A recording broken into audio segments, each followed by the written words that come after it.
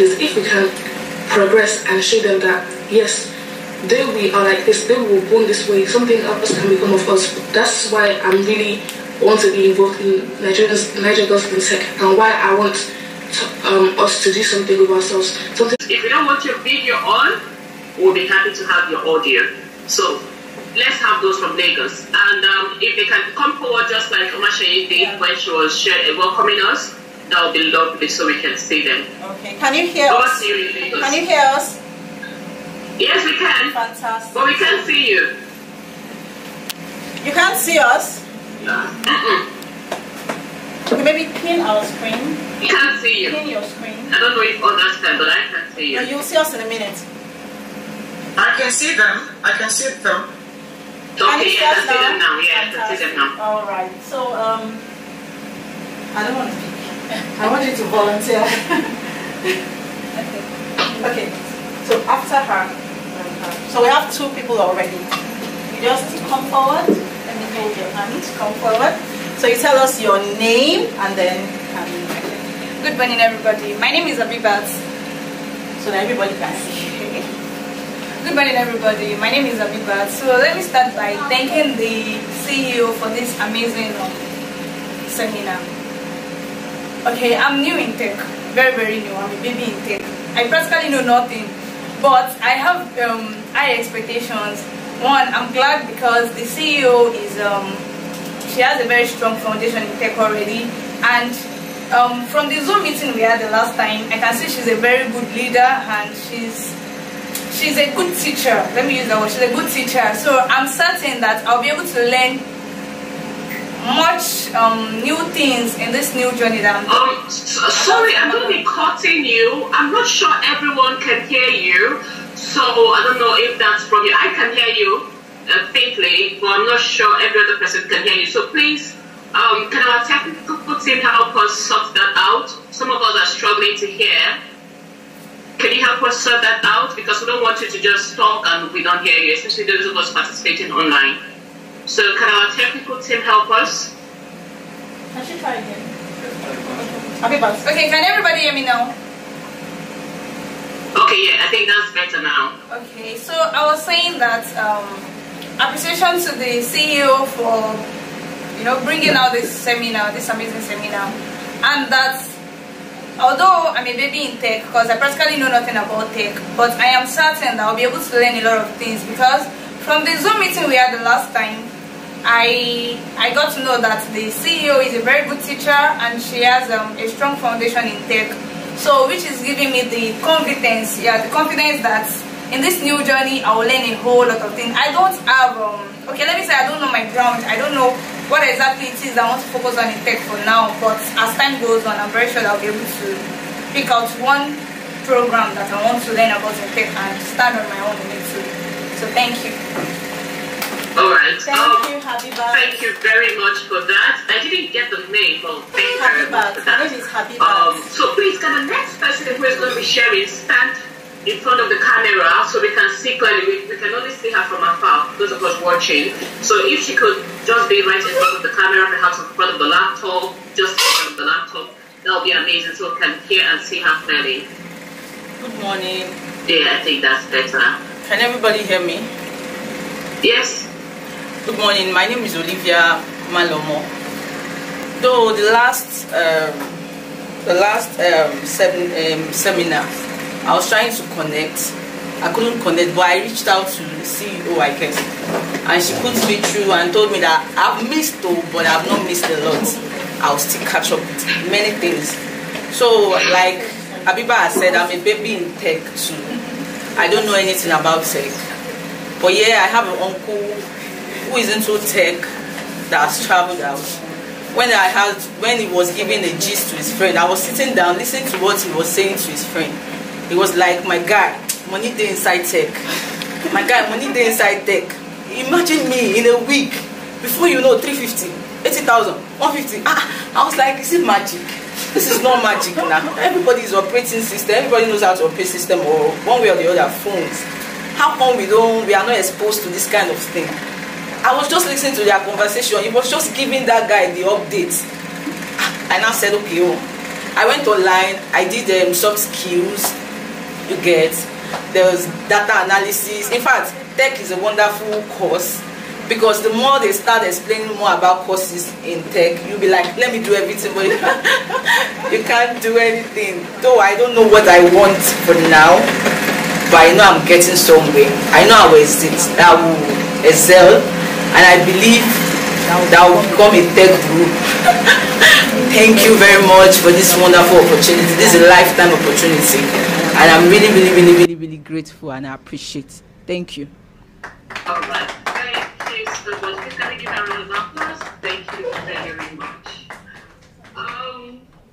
So if there is one thing I have picked from the both participants is the fact that they are willing. They are willing, and that is what is most important. Your zeal, your willingness. When I came in, like I said, I had no background. I didn't study it in school. I didn't have family members who were already doing it. I just came in with that zeal, with that enthusiasm, and this is how far I've come. And of course, by God's leading. Alright, so do we have people online who are ready to share their expectations? Looks like our on-site participants are doing better than the online participants. Are they winning here? I think the Lagos participants are doing better than the online participants. So if I am to declare a winner, I'll be declaring the Lagos participants, because they are making headway, they are leading. Yeah, thank you so much those of you in Lagos. Thank you. Until I get until I get something different in the chat box, then we can review who is winning. Alright, so while we're waiting for those online to make up their minds about sharing their story, I know a lot of us there have stories to share. So while we're waiting for them to make up their mind, I'm just going to share with you briefly what my journey in tech is.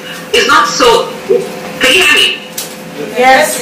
Yes, sir. Alright, so it's not a very magnificent one, but I'm going to try to cut it short.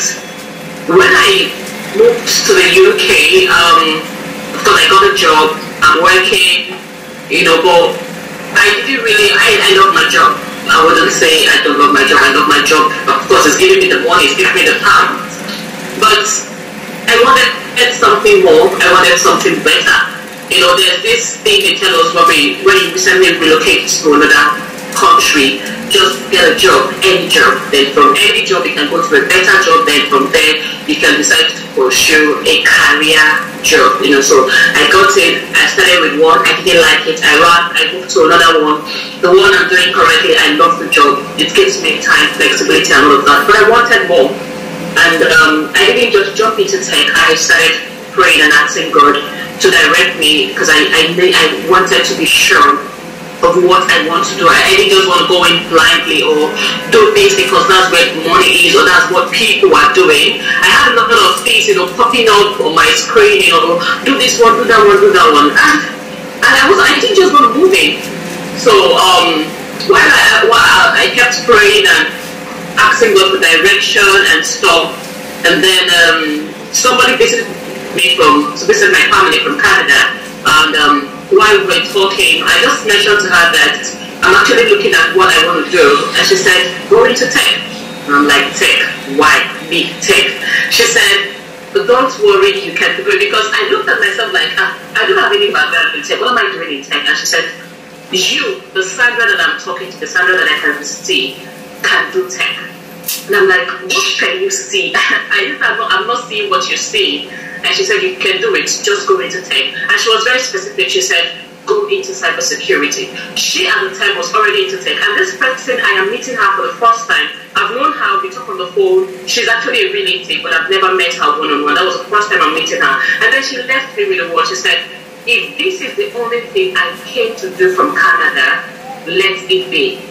If there was no other thing I did in the UK, the only thing I did in the UK was to get you to go into tech, then let it be. And that was really struck me. I remember before then I was already praying for God to direct me, and this is somebody all the way from Canada telling me that. And I said, thank you. and she left. But I wasn't still convinced. I was still telling myself, no, God, I want you to confirm these words. And one day I went to church, regular church, went to church. This lady from nowhere that I've not met, somebody can barely meet her, but she was with me on that day in church, and she's on this call.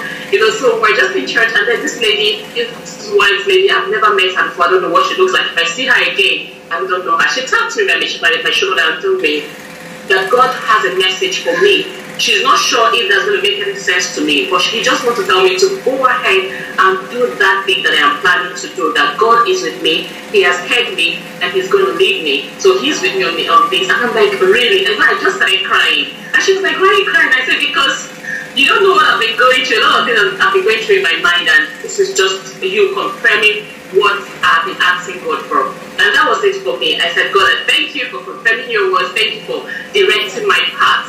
So that's it. So one day online, I was just scrolling, and in one of our Nigerian Women in UK community group, I saw a post, and they were looking for volunteers. For these volunteers, they were looking for volunteers for a project. So it sounded like they needed volunteers for project management. But I said, God, if you're not leading me to do project management, you want me to do tech and cyber security, you know. But I still had this leading to just apply for the volunteer role, and then I applied. And the first day, our CEO called me.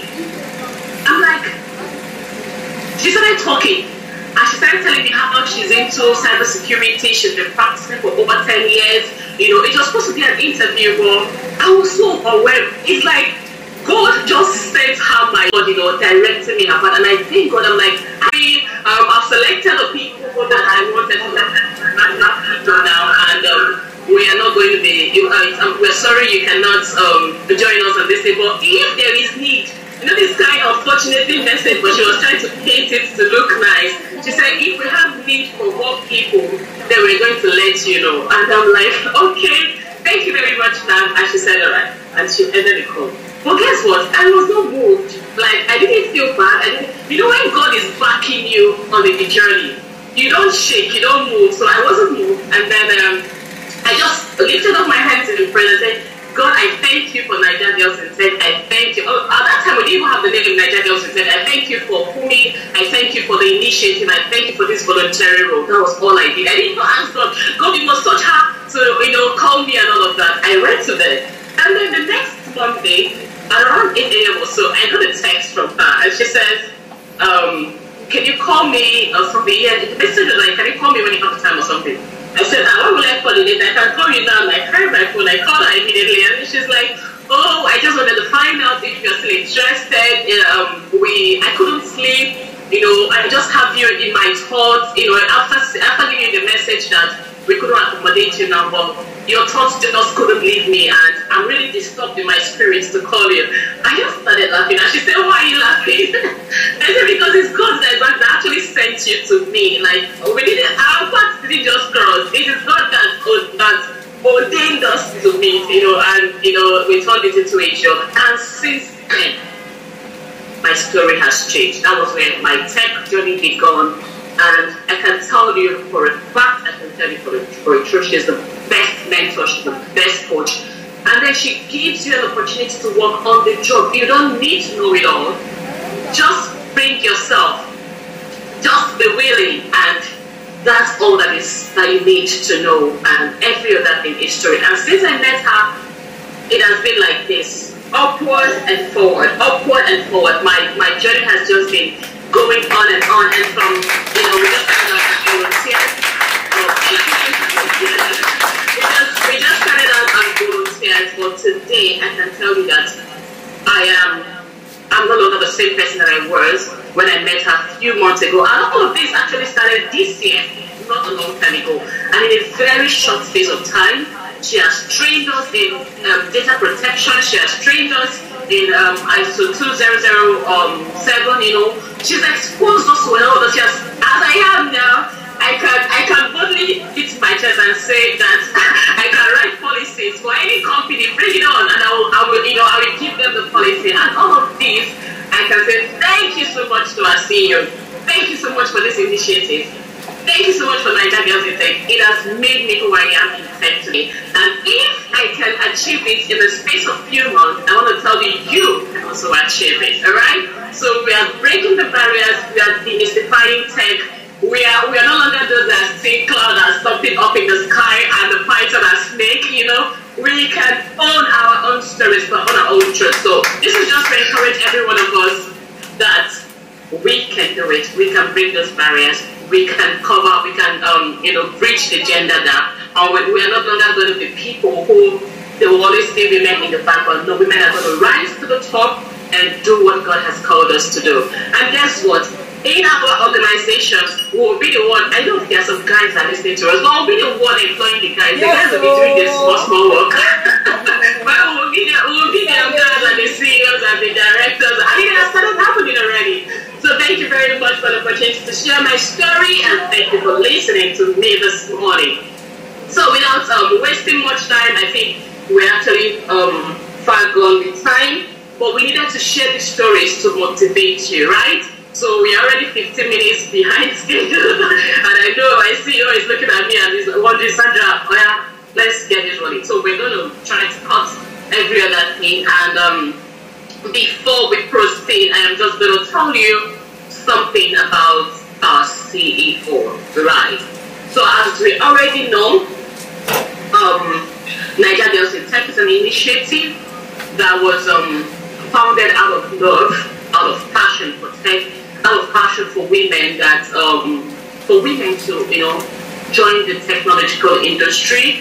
One of the things that inspired this initiative is the fact that our CEO has been in this industry for over a decade, and every time she notices that there was this gender gap, out of 100 people, you can only see sometimes 5, 10, 20 of women in the tech space. So she wanted more. She wanted, for women to show up more in the tech space, and that's why she came up with this. And another thing is her love for her country. She's been away from Nigeria for over 2 decades, for more than 20 years, but she still has this love for Nigeria, and that is why she's bringing it back home. You might be wondering, why is she doing this? What's her cut? It is the love, it is the passion to change the world, to change the narrative, to empower women, to put smiles on the faces of women, and I am a testimony, right? So that is why we have this initiative. So I'm just going to be telling you a brief about our CEO, the founder, and the initiator of Naija Girls in Tech. So she's a visionary founder and the CEO of Naija Girls in Tech. She's a bold Pan-African social impact. She's initiative, and she's driving the transformation of Africa's digital space by bridging the gender gap in technology with a mission rooted in equal empowerment and innovation. Fumi is shaping a generation of African girls to not only consume technology, but to create, to lead, and to own it. That's amazing. She serves as the chairperson of the APC UK Tech team, and she's also the deputy leader of the APC UK chapter for people with learning disabilities, where her advocacy for inclusive innovation has become a rallying point for system change. She's a trailblazer at the point of intersection of technology, gender equality, and disability inclusion. Fumi's life is a testament to what is possible when passion meets purpose. Her leadership defies barriers, creating pathways where none existed, and amplifying the voices of those who are often unheard. Through every program, policy, platform, Fumi continues to inspire not only progress, but push possibilities. She stands as a beacon of help or hope for countless girls and young women across Africa, especially those who, like her, are determined to turn limitations into leadership. So are you turning your limitation into leadership like Fumi today? That's a decision you have to make. Fumi studied English at the Uni Ibadan, of course in Nigeria, and she studied mass communications at the Ibadan Polytechnic, Ogun State Polytechnic, and masters in cinematography and post-production. But her passion for tech has led her to this point. So if you're wondering, oh, but I didn't study tech, I didn't study computer science. She studied English, she studies cinematography, has nothing to do with tech, but she has a passion for tech, and that's why she's here today. She's certified, now this is very long, but just pay attention. She's certified in data protection. She's a certified data protection officer. She's a certified AWS cloud practitioner. She's a certified ethical hacker. She's a certified ISO 200 internal auditor. She's certified cybercrime officer. She's a certified trainer. So if you're wondering, does she have a qualification to train us? Yes, she's a certified trainer. She has PG in AI and machine learning. She's certified in APJ project manager. She has knowledge in CISSP. She has knowledge in solution architect. She's a cybersecurity consultant, information security auditor, and data protection officer. She's also a stock analyst in all of these.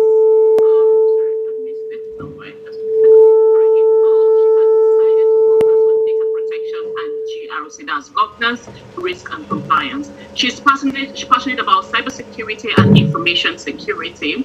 Her specialty is in cyber security policies, cyber essentials, ISO 201 and SOC 2 type 1 and 2. Our CEO is a mother of 3. Of course, we just met her first child, Tiffany Joy, and she loves to jump off planes. Yes, she loves to jump off planes. She loves to skydive. She's a brave woman. She loves adventure. But please, but when you're jumping over a parachute, we need you. So Fumi is passionate about her home country, and that is why she is going back home to give back to the society by empowering women and bridging the gender gap in the technological space. This is not to say that Fumilayo is gender biased, but this particular initiative is targeted at women. She has all the platform where she mentors men and male teenagers. So can we give it up so much, ma'am? Thank you very, very much, Sandra. In fact, I'm blown away. I don't know I don't even know how I'm going to start, but first let me stop sharing. But thank you everyone who has taken time out to be here today. I know you're all busy, you all have busy schedules, you all have one thing or the other you wanted to go and do, but your willingness and your interest brought you here, and that's why, to be honest with you all, I'm not taking anything for granted. I'm not taking your time for granted. I'm not taking you guys for granted, and I really do appreciate you all. And thank you to everyone who has spoken, my daughter, my niece, my Sandra Omashe, and the reason why I have started Naija Girls in Tech was because I like giving this little story so that people understand where I was coming from, and I just didn't bust into tech or I studied tech or anything. It was just it was a survival of the fittest for me. I had 3 young kids. I had to feed them.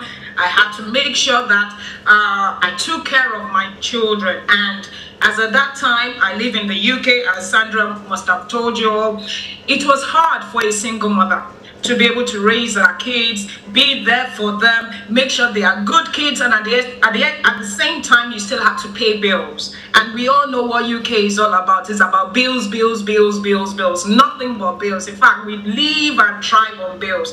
As you are paying your bill right now, you're already thinking of the bill for 2 months' time. So it was survival for me. And the only thing even as at that time, tech was coming up, but it was still on the hardware side, which was networking and infrastructure. It had not gone so much into the cloud as at the time I got into it. So luckily for me, GDPR came into place, which was General Data Protection Regulation in the United Kingdom. No, it wasn't for the United Kingdom, it was for the whole of Europe. And a friend of mine, bless his soul, he's late now, just said, Fumi, why don't you try this? And I was like, I complained to the person that there were no jobs, and you know, I was broke and everything. And he said, why don't you just go and try this? And I didn't have money, so let me just let all of you know. So sometimes you may not have the money, sometimes you are a newbie, but just, you know, that willingness and willingness to learn something can take you very far. So I didn't even have money, and he said, go and meet someone and let him train you. I told the person, I said, please, can you train me? I didn't have money, but I have half of the money. And he said, oh, Nigerians, I don't trust Nigerians. I said, please, this Nigerian is a different Nigerian. I will, once I get my first job, I will pay you. And he trained me good enough. He was a nice man. He trained me. And what happened, I got my first job. Now, this job, when I got it, it was then, as at that time, they were advertising the job for different jobs for about £50,000 a year, £60,000 a year. And this was me. I never knew anything about it. And there was a particular advert that came up, and I was the only person that applied for it. It came for about £20,000 a year, which was, you could see the margin. And I applied for it because for me, it was just more of how could I get a steady income to feed my children. And because I was the only person, they just chose me. And the first day I started work, they took me to the first floor, and I saw a lot of people on the floor, and I was like, is this where my office is? They said no. Now, sorry, the role was for a data protection officer. So they said no, that wasn't my sitting where my seat would be. So they took me to the second floor, and I saw everybody on the second floor. I said, oh, is this where I'm supposed to sit? And they said no. And I said, okay, where is my seat? They said at the top floor, where the CEOs, the CBOs, the CFOs, the CMOs are. And what does that mean? That's the chief operating officer, the chief executive officer, the chief marketing officer, the chief. And when you are sitting with the chiefs, you know what that means. And that was the day my life turned around. So I had to give you a little bit background of that. That was the day and to now add to it, they said, you know what, you could work from home. Now this was way long before COVID. They said you could work from home. They told me that I could work from home. I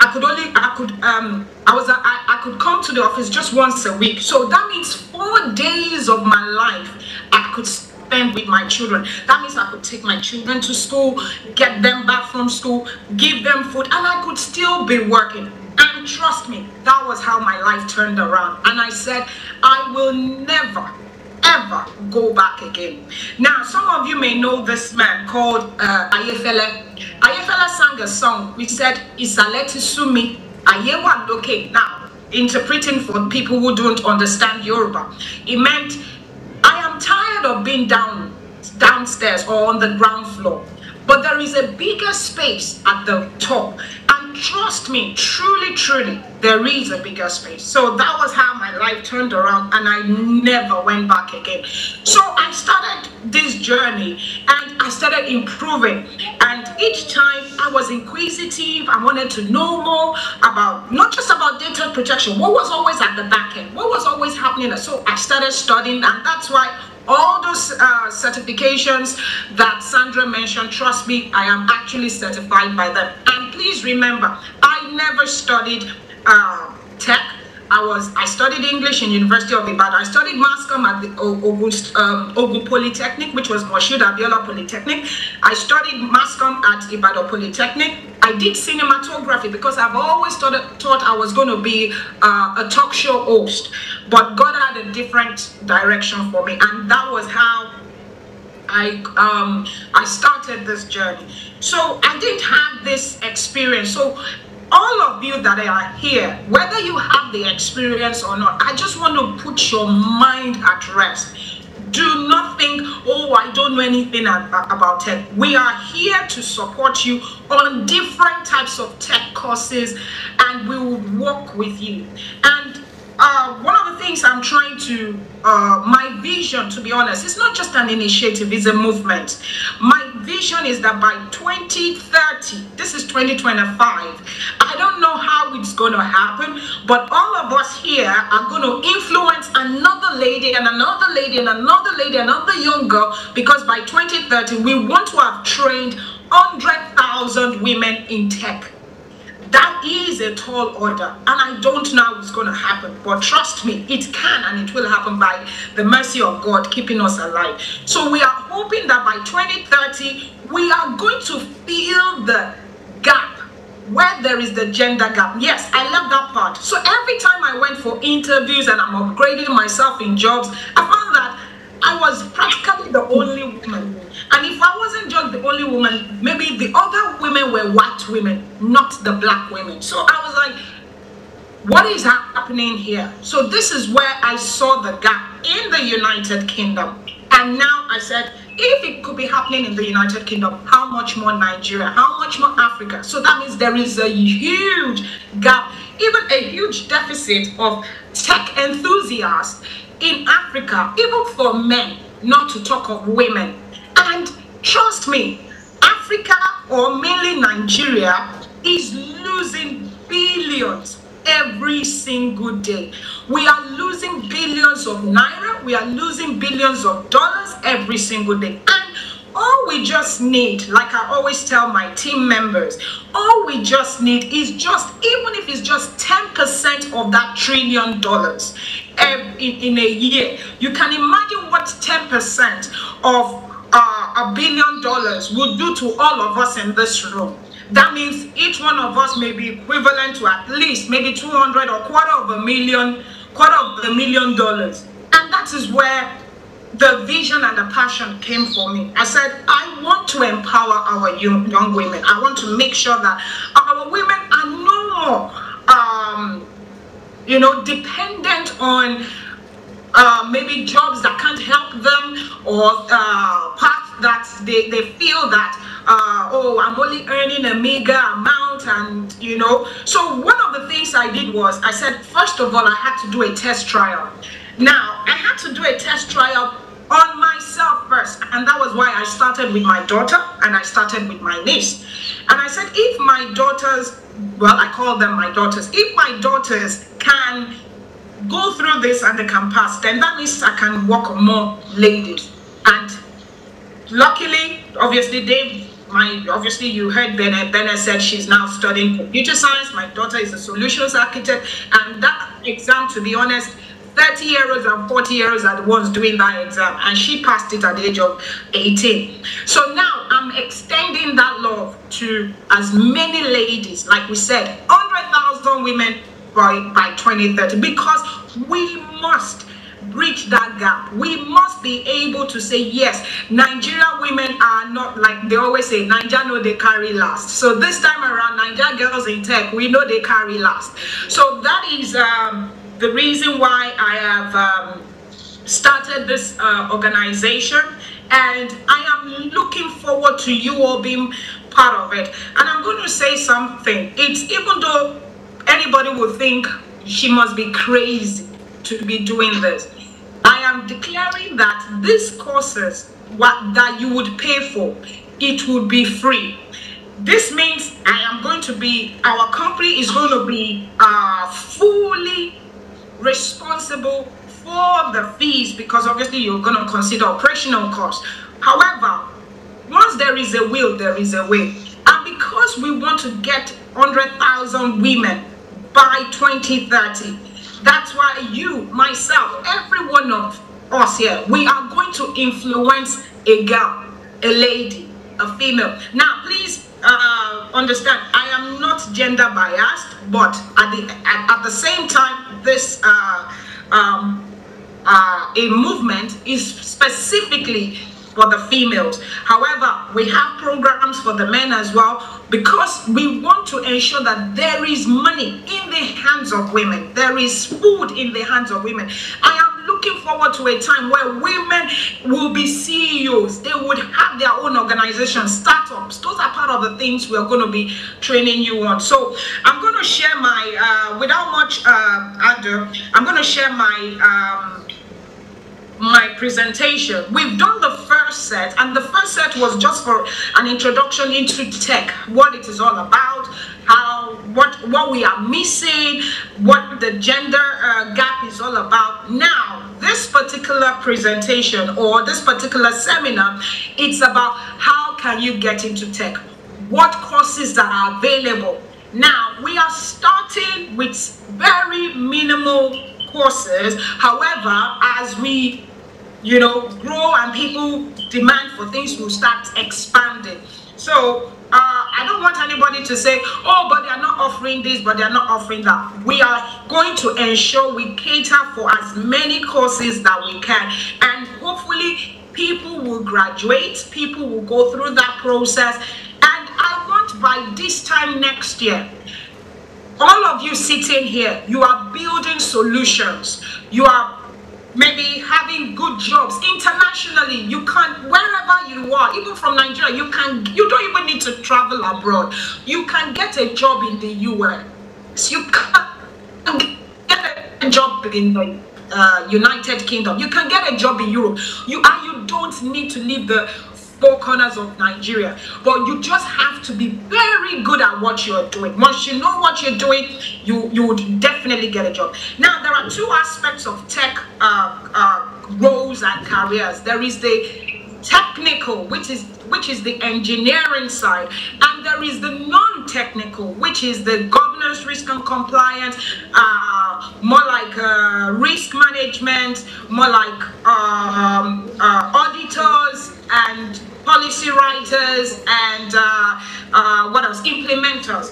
And all those fields, trust me, they are very, very lucrative. So whether you are in the technical side, that means you are in the hands-on side, which is like you are either a software developer, you are a cybersecurity specialist, or you are a penetration tester, ethical hacker, all those. There is also an aspect for people who don't want to be too technical. However, you just have to know a little bit of some technical stuff. At the same time, I don't want to hear that, oh, I'm old, where can is it still right for me? Trust me, even if you are 50, as long as you're willing to learn, as long as you are passionate, as long as you are ready to put yourself out there and learn, you are, the sky is the limit for you. So there is no barrier. Like Sandra said, we are breaking all barriers. And I'm looking forward to a point, one of the things I've been praying to God about, and I've been looking forward to that, to a point where they will stop calling white men as the millionaires and billionaires of this world. They will start calling Nigerian women in the world and say, oh, they will start referring to Nigerian women or Nigerians as the billionaires of the world. And that could be you sitting down there. That could be you listening to me online. So if you say to yourself, if this person can do it, I can do much more. Those times they used to call Zuckerberg, Bill Gates and all these people. No, it's time for us to change that narrative and say it's going to be my name. It's going to be my name. So every one of you, can you just call your names and just say it's going to be my name as the future tech lead? Can you all say that, please? Yeah, it's going to be our name. It's going to be our name. So I'm going to share my screen now. Amat, can you give me the sharing host, please?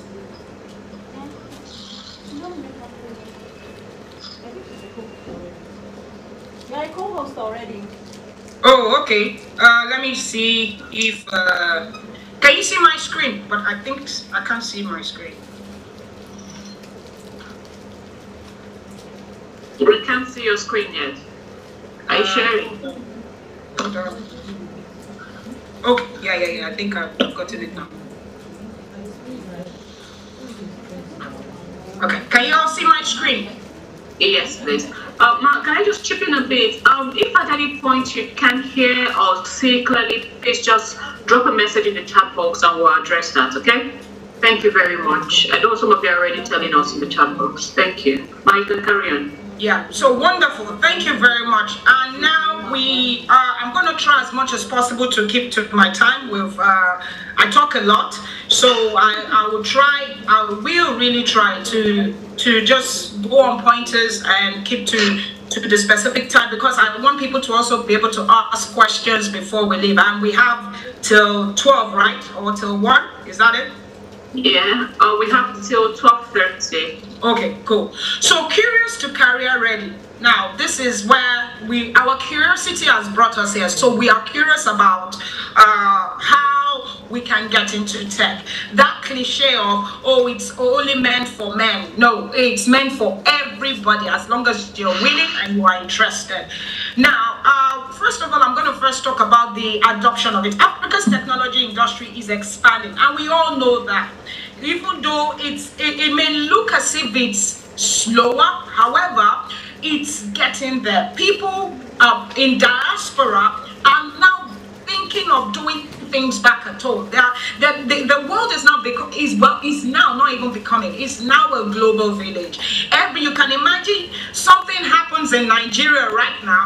All it takes is just someone to flip up their camera, put it on, and the whole send that click button into either TikTok, Instagram, or whatever it is on social media, and the whole world has seen it. So it's the adoption and the innovation that is now becoming, very big. So we all need to know that this is the time. It's not tomorrow. I want to break that that thought that, oh, technology is still, or things like AI is still far away. It's not. No, it's here, and it has come to stay, and it's how we also can be part of it. So numerous tech startups across Africa are fueling economic growth. So now we are finding a lot of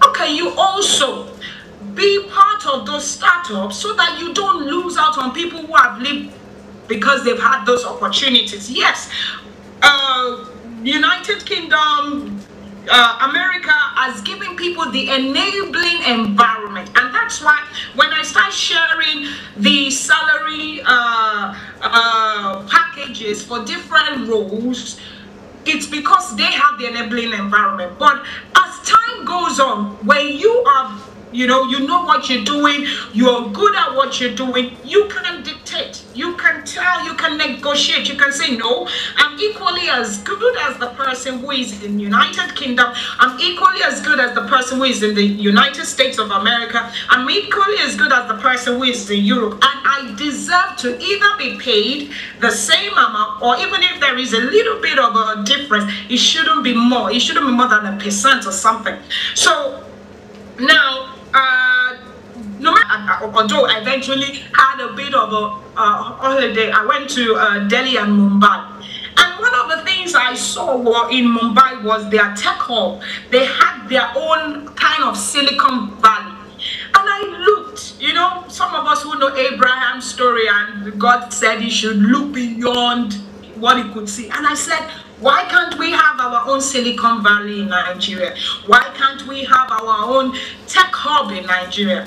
And that's one of the things, personally for me, I want to drive, where we can have the biggest tech hub in Africa, and it will be in Nigeria. It will come in Nigeria. And that's why I always say, Naija Girls in Tech, made in Nigeria, for Nigeria, by Nigeria. Meaning, it's going to be by Nigerians that we will take Africa to the next level.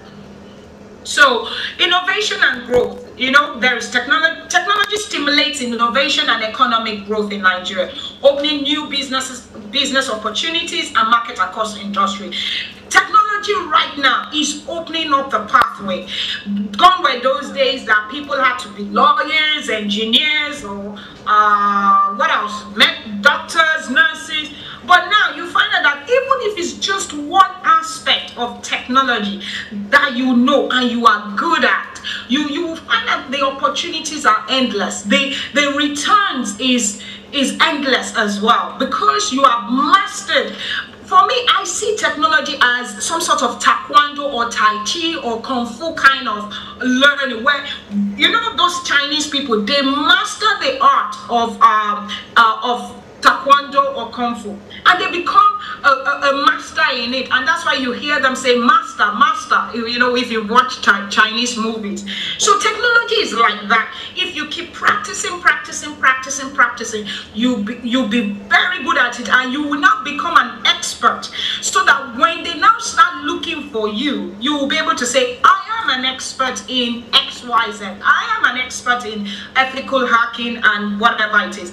Now, AI and machine learning, it has also come to stay.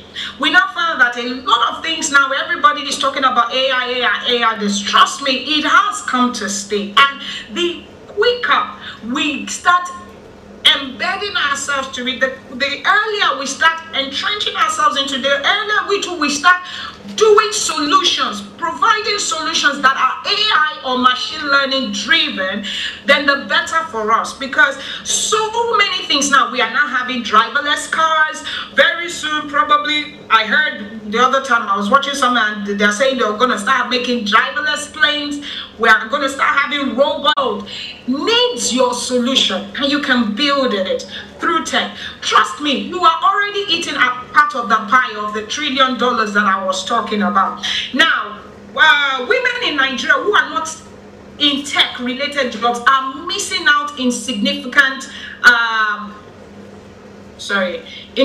on significant economic opportunities, both in terms of gaining from what I'm talking about, because the last time I had a presentation, my screen wasn't moving, so I needed to be sure that people are still seeing my screen. So people are losing out on great income, thank you for showing that, and long-term career growth. And while exact daily figures vary by region and educational level, we can estimate the economic loss based on wage gaps and missed innovation roles. So you can see that people are losing out on that. And why should you lose out on it? Why should you not, in the next 2 years, 3 years, be able to say, okay, you know what, I've started this tech job, or I've started this tech company. By 2-3 years, I'm earning X amount of money. In the next blah blah blah years, I should be either a manager or a solutions person and be able to make my money. So people who already get into it right now, trust me, in the next 2-3 years, if you entrench yourself into it, you are going to be at least minimum, you're going to be talking millions in the next 2-3 years, because there are the opportunities are endless. Now, these figures reflect missed earnings from roles in software engineering. So now, the roles that are lacking a lot, and there is a huge deficit of human resources, is software engineering, cybersecurity, AI engineers, cloud, and data science. Now, like I said to you, data is the new oil. So we need a lot of data analysts. We need a lot of data scientists. Look at now, all of you that are seated here, there is a data right now. At least if I'm going to now be able to, I'm just giving if I'm going to go to the government and say, oh, we need some sort of tech hub for females, and they'll be like, oh, how do you know? I can say, I hosted a small seminar, a test trial or a seminar for young ladies, and these are the people who turned up. And that data should drive a local government chairman or a local government or the government or a state government to be able to say, okay, you know what, we're going to fund this aspect of tech. And that way you are already being counted out. So that data is very, very good. We need AI people. We need people who are going to be able to control the AI sector. Now, let me say something quickly. People are saying AI is going to take jobs. True, AI is going to take jobs, and it has started taking jobs. Some few months ago, I did an interview, and they said, oh, I have a feeling also they were testing it, but however, that's inconsequential. And they said to me that an AI was going to interview me, and I was like, really? Why would an AI be interviewing with? Said yes, that that's their new roles. In the next 3-5 years, you will hardly find anybody saying I'm a human resource personnel or executive or whatever it is. Now, the AI thing I did out of curiosity, I sat for the for the interview, and it was actually communicating with me. A lot of us use Copilot, ChatGPT. In fact, ChatGPT right now, or Copilot, has a feature right now that if I'm feeling down, I can just say, oh, Copilot, I'm feeling down. And say, oh, Fumi, what's wrong with you? Do you like a drink? Do you want me to talk to you? Now, people very soon will not even need human beings anymore. However, where does the job come? The job comes with for people to be able to operate that AI machine at the back end. It still needs people. AI, the robots at the forefront is not, yes, it does all the stuff based on the codes and the algorithm behind it. However, it still needs people who are going to be operators of this machine. So this is where you come in. You can also be an auditor. You can also be a risk person to determine what are the risks if this AI platform or solution is collecting data. Because AI, at the same time, even though they are machines or machine-learned robots, they can also go cuckoo gaga. They can also go, you know, another way. So you need people to work on that. And this is where you and I come in. Now, what are the average income? Now, it says here that averagely, a woman in Nigeria earns 55,000 naira per month, or less of 69% of Nigerian women. So this is like the average amount per month. But now, if you are in tech roles, this is for tech roles at least $250,000 to 600,500 to 18,000 naira per day. But annual opportunity loss. What is the annual opportunity loss? That means we are losing 2.4 million to 6.5 million per woman annually. So you can imagine if 6.5 million is yours annually, or is yours even monthly because of your specialization in tech. You can imagine what that would do for you, what that would do to your income as a family. For some of you who are breadwinners, you can imagine what that would do to you as a mother who has children. So you can imagine that. And what's the national cumulative loss? 1.3 to 2.5 trillion naira annually. Now, I'm even talking in naira. I didn't want to use dollars. I just wanted to show you how much we are losing annually every year, based on 23 months for 23 M plus per women. So what does that mean? That we are losing 1.3 to 2.5 trillion as per women. They did not even add the men. This is not for the men, this is for the women. This is what we are losing every year. And I keep telling people, if I could just have 10% of this trillion, man, I think I will not just be jumping off planes. I'll be jumping off something else. I don't even know what I've been jumping out of, because that means I'm made for life, and my children are made for life. Now, what's been lost beyond money? Now, it's not just the money aspect, so that you don't just think, oh, it's money, money, money. But what else has been lost? Career mobility. Tech roles offer faster promotion tracks and global remote work opportunities. So you are losing career mobility. Unlike before, that people could stay 20 years to get pension, 25 years, 30 years to get. You don't need that anymore, because once you're a millionaire, what pension are you looking for anymore? Now we all know that the inflation all over the world, due to all the wars we are having. We have Russia and Ukraine war, we have Israel and Gaza war, we have Pakistan and Indian war, and recently we just started having, I think, Cambodia and the Philippines, I'm not sure. 5 wars in 1 year. You can imagine how that is affecting trade, how that is affecting economic growth, how that is affecting all of us. So career mobility. That would, so all those people that are saying, oh, pension, I'm waiting for my pension after 25 years, I think we should all start wiping that out of our memory and just say, what can I do that at least if government doesn't pay me my pension, I can still feed? Wealth creation. Women outside tech miss out on equity, stock options, and startup ownership. We are missing out a lot on equity and stock options. And our own startups. Whenever you go, I'm searching and I'm always seeing it's the men that are having all these startups and all that. Yes, don't get me wrong, I'm not saying there are not few women, but the percentage of the women starting up compared to the men is -0.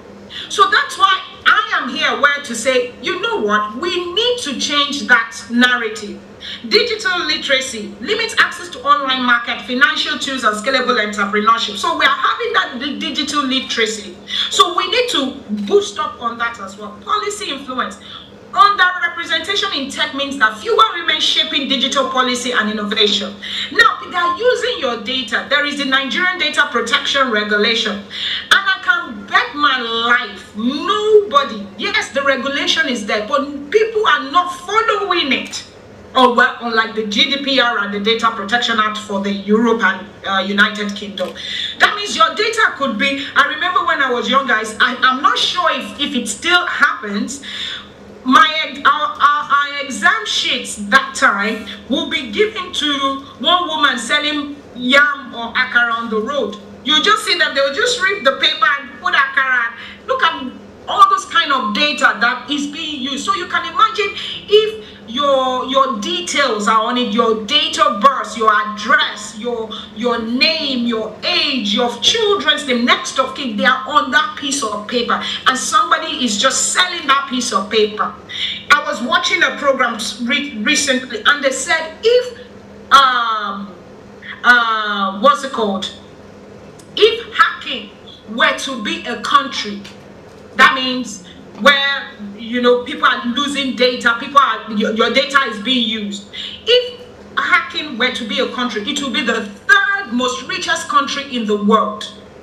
And that's because a lot of organizations, countries don't care about data protection. They're not looking at how your data can be protected. And that's why somebody can just call you out of nowhere on your phone and tell you, give me your password or give me your this, and ignorantly you do that. So those are part of the things we're also going to try and change. Closing the gender gap. We want to try and close the gender gap, and so that tech can reduce income inequality by 70%. And we're trying to boost the GDP, which estimates Nigeria could add 229 billion to GDP by 2025. Now, 2025 is almost gone anyway. So what about 2026? We can add to that GDP. Now, women empowerment multiplier. Women reinvest up to 90% of their income into families and community. And we all know women, when we have money, oh, that's when we remember our great-great-great-great-grandfather that probably we did not know. That's when we remember our families, our children, and all that. So those are part of the things that we are looking at. So tech careers unveiled as well. We have different types of tech roles. Now, this is where it now starts drilling down. How am I still doing for time? Okay. We have tech careers unveiled. Now, what are the different types? Now, like I said to you all, there are the two aspects. There is the technical and there is the non-technical. So we have software developers, which are the technical roles. We have UX or UI designers. We have cyber security specialists. We have data analysts. Who are these people? They are the people who are kind of hands-on, handling a lot of our computer systems. They are the ones writing the codes. Like Bena said, she said the first time she heard Python, she thought it was a snake. Python is a programming language. We have Ruby, we have JavaScript, we have C++. We have all those types of codes, that those codes are written in a computer system and it becomes a solution after it's been done. We have cybersecurity, like we said. Cybersecurity is about your data, how we secure it, the systems in which those data live. So you can also be a cybersecurity manager, helping the people securing the data to follow rules, standards, and governance, and ensure that the risks are low. We have UX designers. These are the people who design your website or your web application to ensure that it looks the way you want it to look. Now, what are the skill building strategies? We are gaining expertise through education, certification, and hands-on projects. Part of the things Naija Girls in Tech is trying to do is to ensure that you have that enabling environment to learn. You have that enabling, the tools, the right tools, the hands-on experience. Like Sandra said, I trained them. Even though when they came, they were ignorant. Or I personally started taking them through ISO, started taking them through data protection, started taking them through, my daughter, I took her through the cloud environment. But because I also had to do it myself, if I don't do it myself, I can't train anybody. But because it's something I have done, I did the exams, and trust me, when I did the exam, the first one I passed, the second one I failed the exam the first time, and I didn't give up, and I went back and I passed it. So it's just to tell you all that, don't give up. It's something that if once you are willing, you are interested, you will get it. Now, effective job search methods. We have networking, internships, and job portals. Now, one of the things Naija Girls in Tech is also going to do, when you go through our program, our part of our what's the word now? Part of our method is to ensure that we try and get jobs for the people who have gone through our programs, either home or abroad. We are not saying we will get you jobs, but we will try and get you jobs so that you are also competitive in the market. So when, like I said, if they're saying, oh, a person in the US is earning $50,000 minimum, you should be able to say, yes, I am worthy, whether I'm in Nigeria or not, I'm worthy of $48,000 or the equivalent of the same $50,000. So those are part of the things Naija Girls in Tech is going to be helping out on. Now, we are talking about the non-technical ones. Now, this is, after I did the technical bit, then obviously I started getting older and my brain was like fuzzy, and I'm like, okay, I think this, I have done it, I've earned money out of it, I've traveled, I've enjoyed myself. You know what, I don't want to do hands-on anymore. I want to do something more softer, and that's where governance, risk and compliance is. And governance, risk and compliance, GRC, is the most beautiful thing ever established, because when you know the standards, when you know the laws, when you know the rules, you can help organizations to ensure that they are secure, to ensure that they are safe, and so that they don't get fined. Under the GDPR, the Data Protection Act, and the Data Protection Act and the General Data Protection Regulation, that's for the Europe, and the Data Protection Act is for the United Kingdom. If any company breaches and does not secure the data properly, and it's been investigated, they are likely to lose 4% of their annual gross income. So you can imagine if 4% or 25 million pounds, about that. So you can imagine if a company loses, your company is just started up and you are doing well, and all of a sudden you have to pay 25 million pounds to the ICO. ICO is our regulatory body, it's called the Information Commissioner's Office. So you can imagine that. So you as a person, you are coming to help organizations in Nigeria and abroad that come, I can help you so that you don't get fined. I can help you so that you don't have breaches. I can help you write policies. I can help you go through risk management. I can help you go through the ISO 27001 standard as either a lead auditor or as an internal auditor.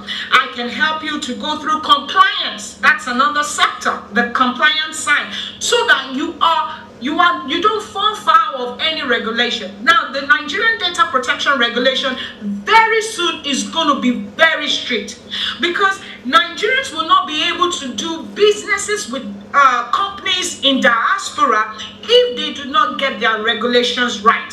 So very soon, Nigerian, I think it's the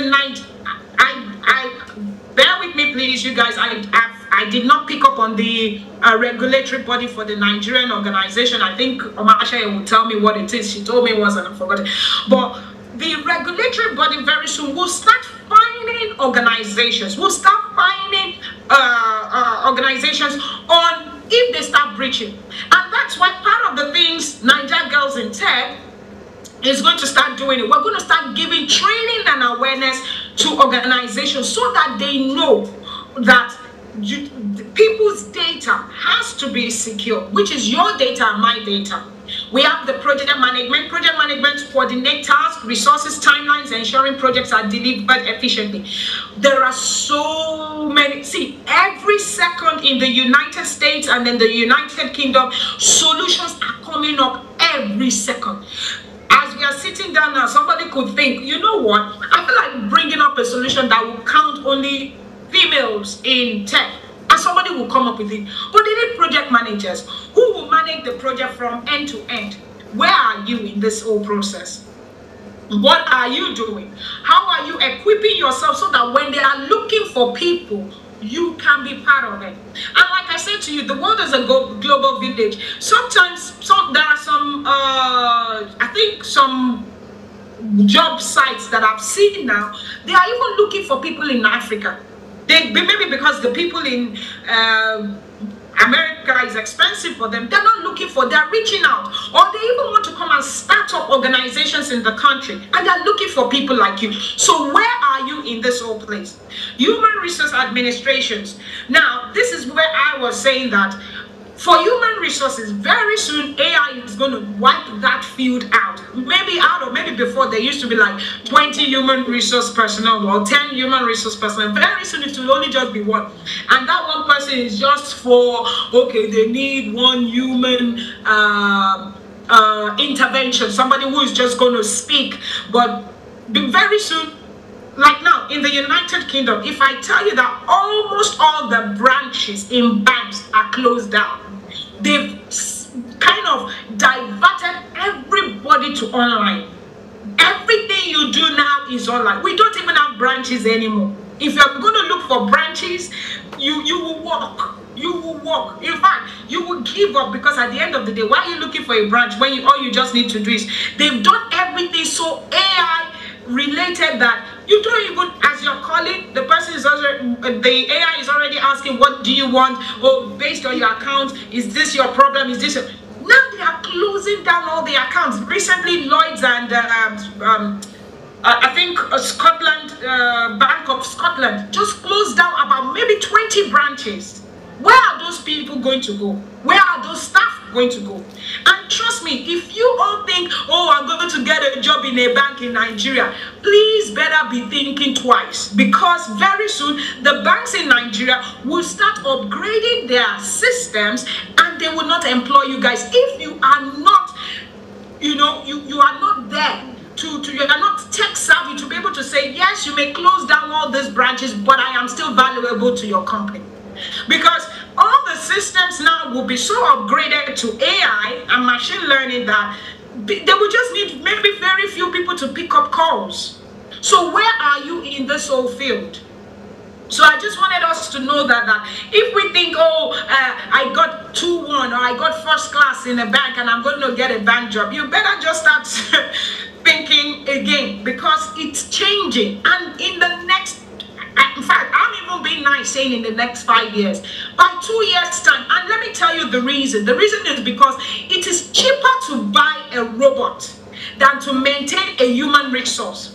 What is a robot? Probably a robot will cost, let's even just say, will cost 5,000 pounds. Sorry, I speak in pounds because of where I live, so I'm trying to transfer into Naira. But let's just even say 5,000 pounds is one robot. I'm just giving that. That robot will work 24 hours, 7 days.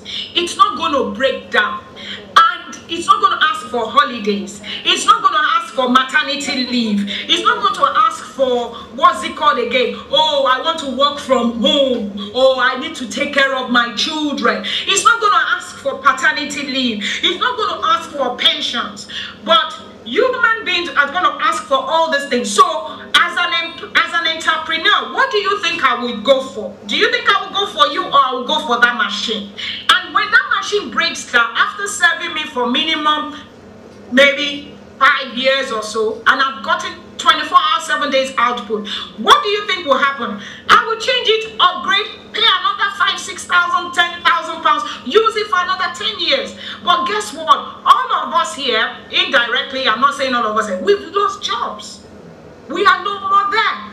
So this is where I am trying to, that's why my passion comes, where I'm trying to now take decolonizing our minds from the normal job aspect, from the normal thing, and start letting us know that there is another way where we can start having money in our hands. We can start being entrepreneurs through tech.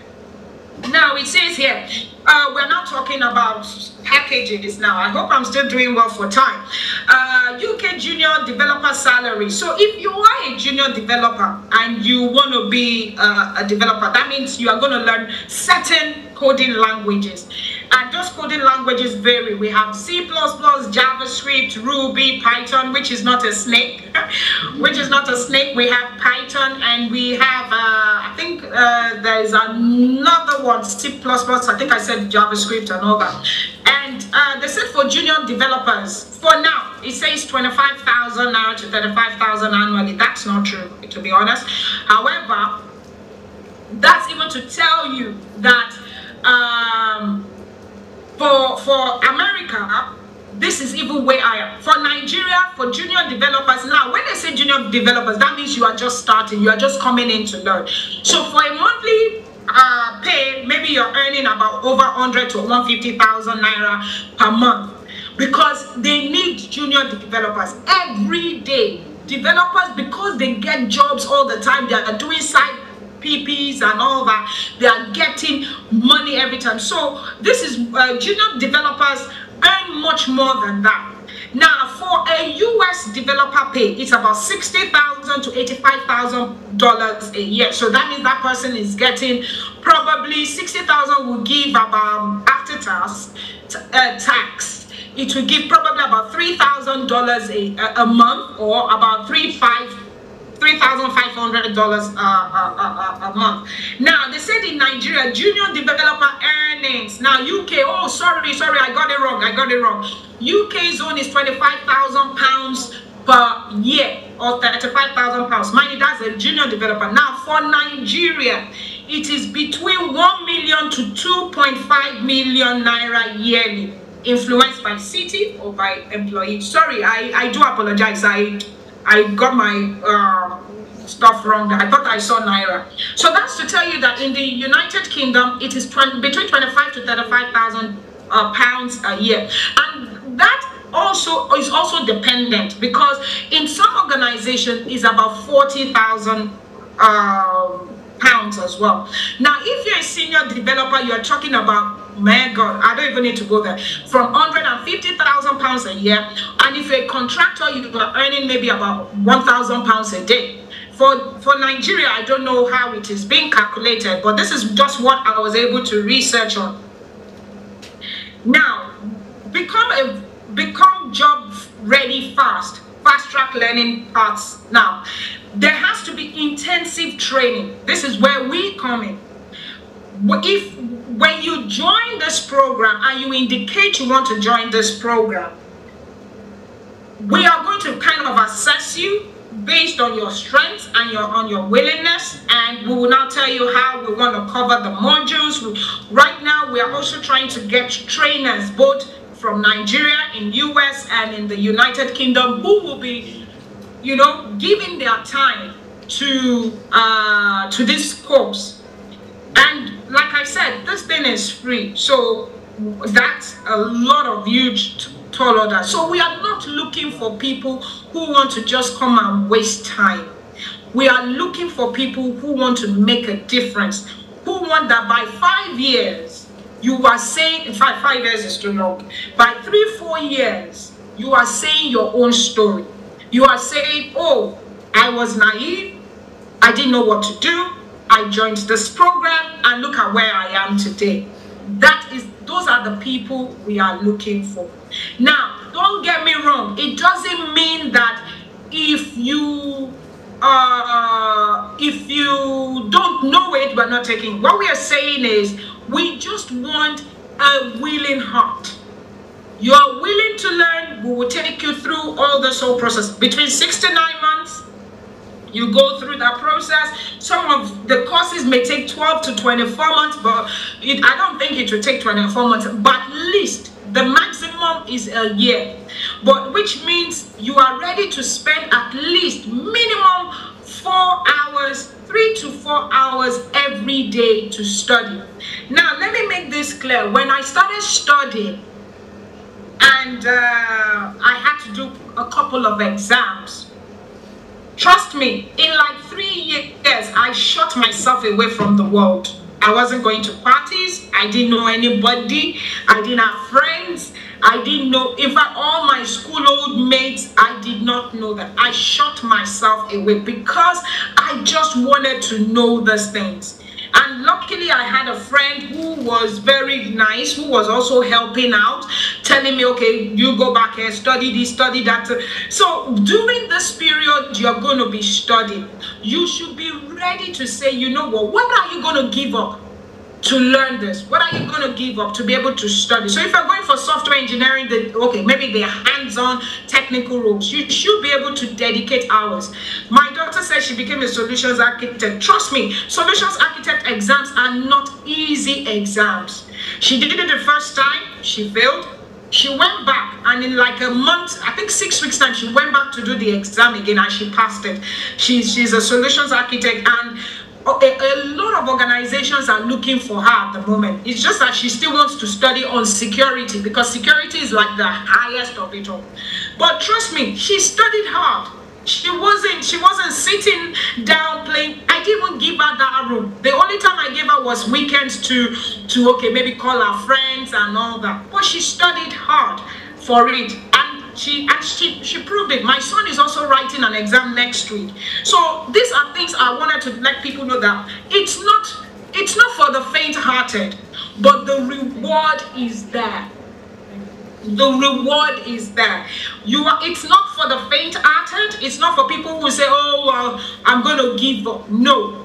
Even if you don't know it, just keep trying. Ask questions, learn. Go on YouTube, go on your platform, read, learn more. Ask questions from people who know. How do I do this? And trust me, by the time you know it, you've known it. And nobody, whatever you know, nobody can ever take it away from you. So you can become job ready between 6 to 12 months. We focus learning and practice. We fast track to 6 to 9 months. Ideal for full-time learners or boot camps. So we're going to have boot camps. One of the things also we are hoping for Naija Girls in Tech is, when you all go through this program, we are going to put you into cohorts. You are all going to have the solutions you are going to build. So that solution that you build, you will come up with a solution. You will all come together as a group, and as that group, you will find your developer, you will find your what's it called, your cybersecurity people, you will find your architect, you will find your what else, the engineers within yourselves, and you are going to build your own solution. Next year, even though I'm not sure if I should be saying this, global director, I'm not sure if I should be saying, next year we're hoping to have the biggest Africa Hackathon. We want to host the biggest Africa Hackathon, where you all can be part of that hackathon. We're going to invite people all over the world to come to this hackathon to see what Nigerian ladies are doing. So it's not, like I said, it's not just, oh, we're training you. No, we want to equip you that by 5 years, 2030, over 100,000 women are being trained, over 100,000 women have jobs, over 100,000 women can say, yes, I'm a tech enthusiast. And those are things we are looking at. We're going to learn HTML, CSS, JavaScript, React, Git, basic backend things, and we're going to have our graduation pathway.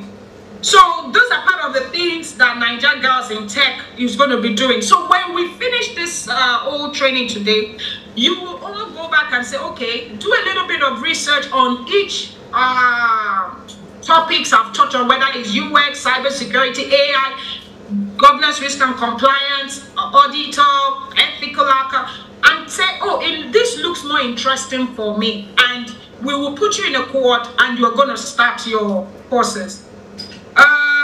I'm going to go, okay, yeah, global mobility, remote work opportunities, there will be visa sponsorships. One of the things that has been happening is, I noticed a lot of the Indian people have been coming to the United Kingdom and getting sponsorship through tech, especially the women. There was a time I did my AI postgraduate course with an American university, and the only black person, well, the only black female was myself. We were 4 black people, well, African people, not, I don't want to use the word black. We were only 4 African people, 3 were men. I was the only African lady. The 40% of the whole class, we were about 150 people. The remaining 40% were Indian ladies. Indian ladies. And I was like, Lord have mercy, where are we in this? Now, all these Indian ladies would start building different types of technology solutions and, you know, getting good jobs, and there we are struggling. There we are, we can't feed our kids. There we are, we can't even feed ourselves, not to talk of our kids and all that. So these are things that we need to, the Indians are, you know, kind of investing a lot in their women. The other day I was watching one news, and they are now teaching their local women in the villages how to use drones to wet their farms, to plant their crops. They were teaching their local women. These are women that did not even go to school. And these are things, innovations that an Indian women are bringing in. What is stopping us from doing things like that? We hear that, oh, farmers are being killed and things like that. When we go through tech, there are drones, they will plant crops for us and all that, and people can still eat. So those are part of the things we are looking at. So what is the UX UI designer? A user experience person aims to make interactions simply satisfying and efficient for users engaging in digital products. So how you use your digital product, that's the person, that's the UX/UI designer. How, maybe where you click your login, your password, your interfaces, that is what the UX designer does. And it brings out the aesthetic and functional appearance of the website, of the mobile application, and gives you that visual appeal. So if you want to be a UX designer, there are courses, we have courses for it, we are getting trainers who are going to train people on that. Maybe you're the kind of person you just love how a website looks or a mobile application, and you want to, you know, put in your creativity and input. So those are part of the things. And do you know the funniest thing? There are people over in diaspora who are looking for people in Naija who can help them build websites. So that means you can, even at a very early, once you learn this kind of courses, you can start making your personal money. Some people, a lot of people are looking for, because in the United Kingdom, it's so expensive. The other day, I was just trying to register Naija Girls in Tech on a domain, and I had to use a particular company. I know how much that company is charging me. And I said, oh my God, no, I can't do this. I think I have to look for people back in Nigeria to help out. So these are things that you can take advantage of and come into. What do? You design user-friendly interfaces and experiences, conduct user research, and create wireframes. You use tools like Figma, Adobe, and Canva. So what are the courses? We're going to train you on fundamentals, UI, UX fundamentals, design thinking and accessibility, Figma for prototyping tools, and NGIT design, UX, UI design. Now, look at it, the salary range. I'm not going to waste so much time on this. I'm just going to go on pointers so that I can go on. The salary range for US people who are UX, UI designers, for US is 50,000 to 70,000 annually. For UK is 25 to 35,000 pounds per year. And for Nigeria is 1.2 million naira to, oh my, I can't see my screen right now. Hold on, sorry. Well, it's about 1.2 million naira. If you guys can see my screen, then I think I'm let me see, hold on, let me see if I can just move over. 1.2 million naira to 3 million naira. So 1.2 million naira to 3 million naira per month. So you can imagine, even if you have your own startup, that 1.2 million naira is even chicken feed. That's even nothing. But that's even how much they will pay an entry-level UX designer. Now, data scientists. Now, who are the data scientists? These are the people who manipulate our data. They're the ones who extract, who will say, oh, over in Lagos, we have 20,000 people who are, or ladies who are, you know, into tech or this or that, you know, that kind of a thing.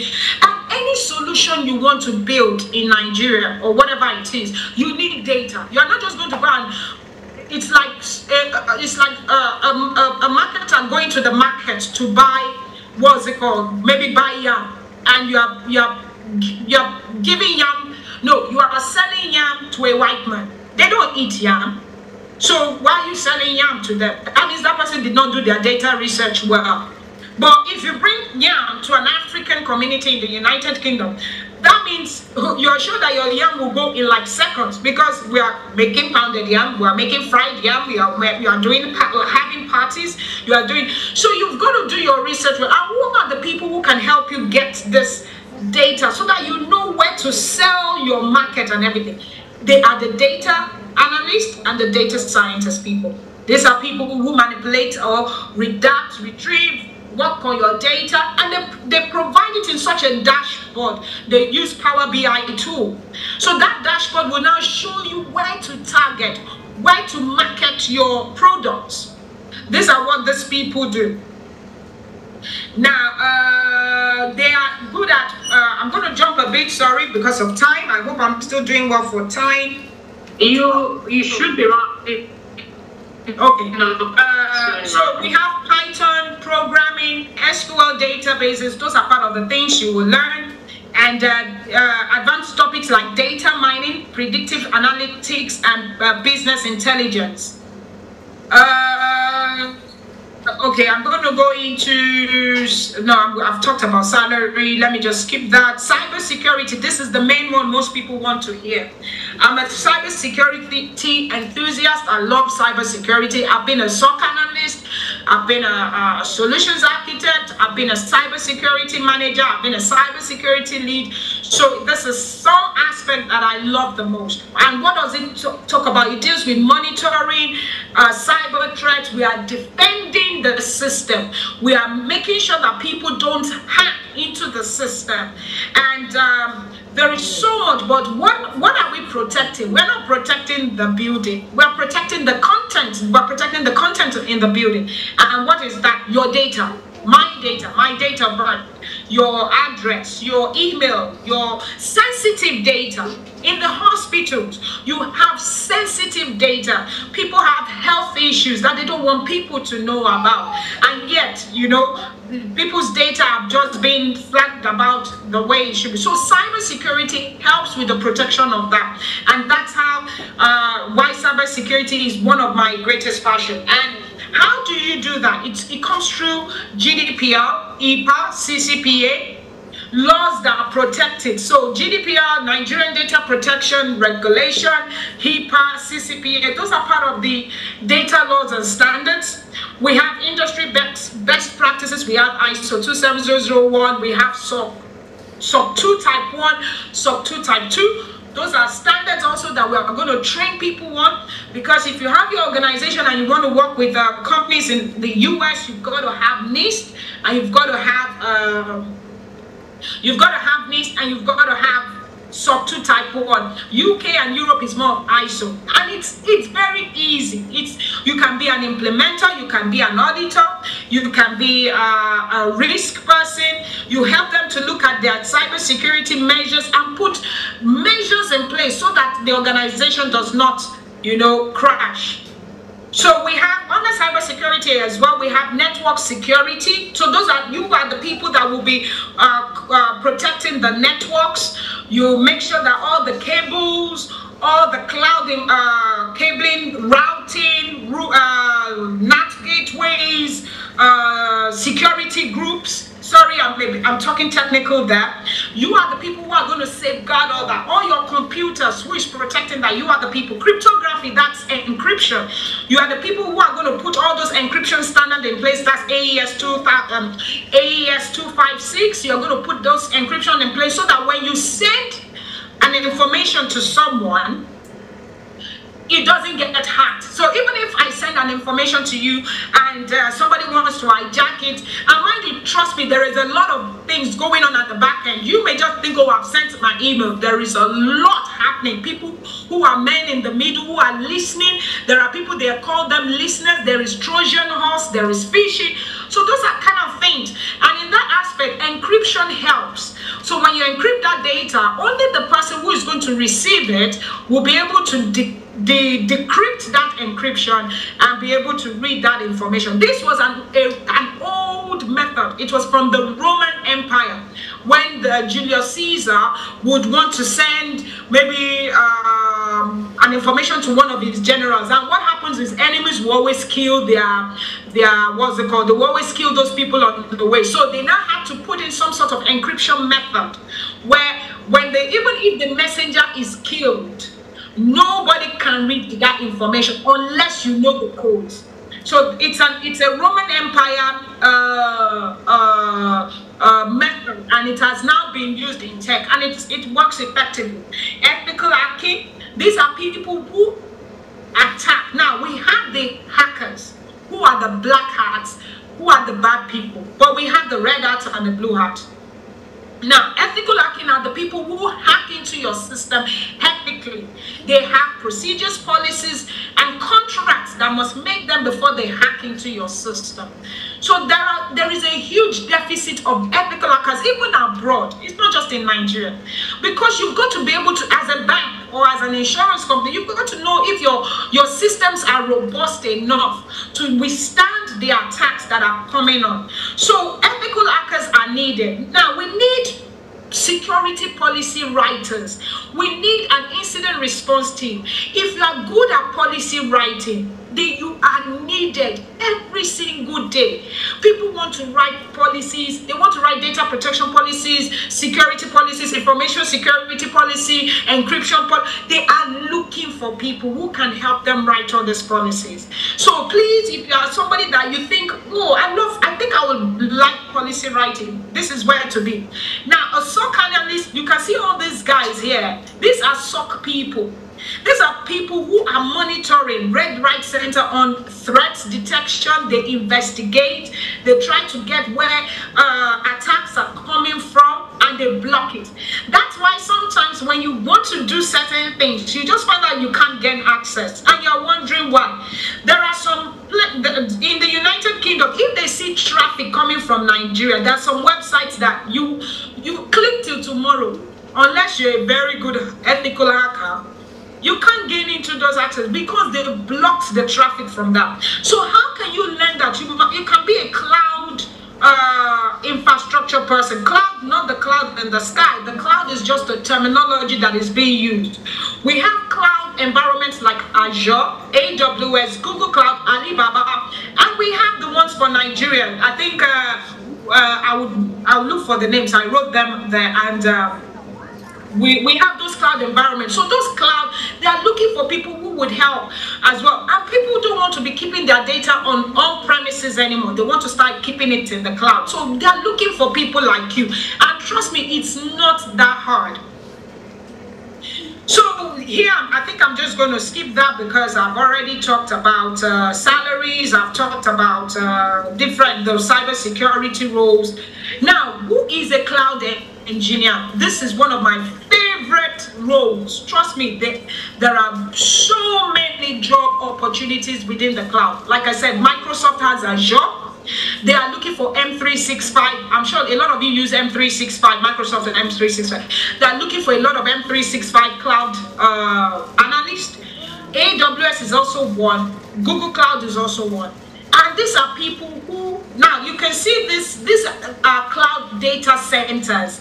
So this cloud data center, all your data, organizations keep their data in this cloud environment, and they need people who can help build all these architectures, work on all these architectures, secure this architecture, and how to help them manage on the continuous operation, reliability, and data protection.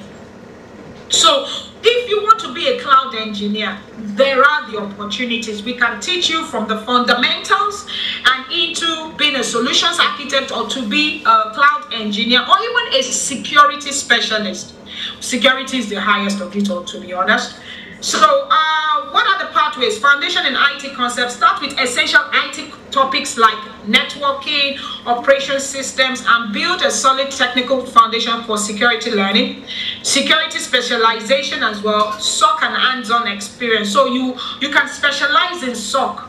And all these things is just interest, you know.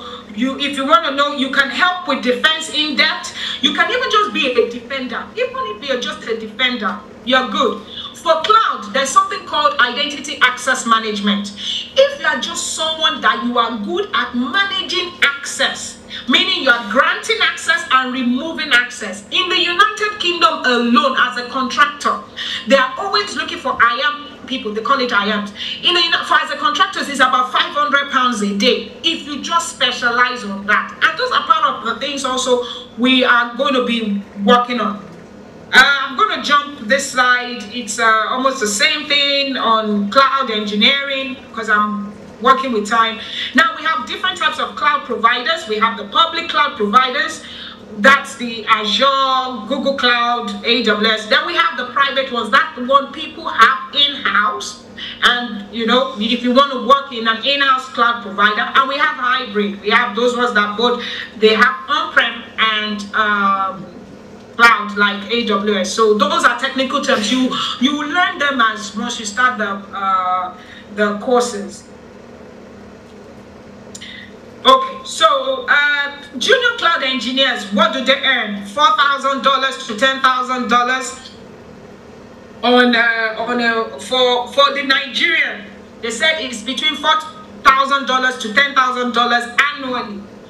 For UK is between 40,000 to 25,000 to 40,000, and for US is about 70,000 annually. So as the demand grows in Nigeria, you will find out that the salary expectations will also change.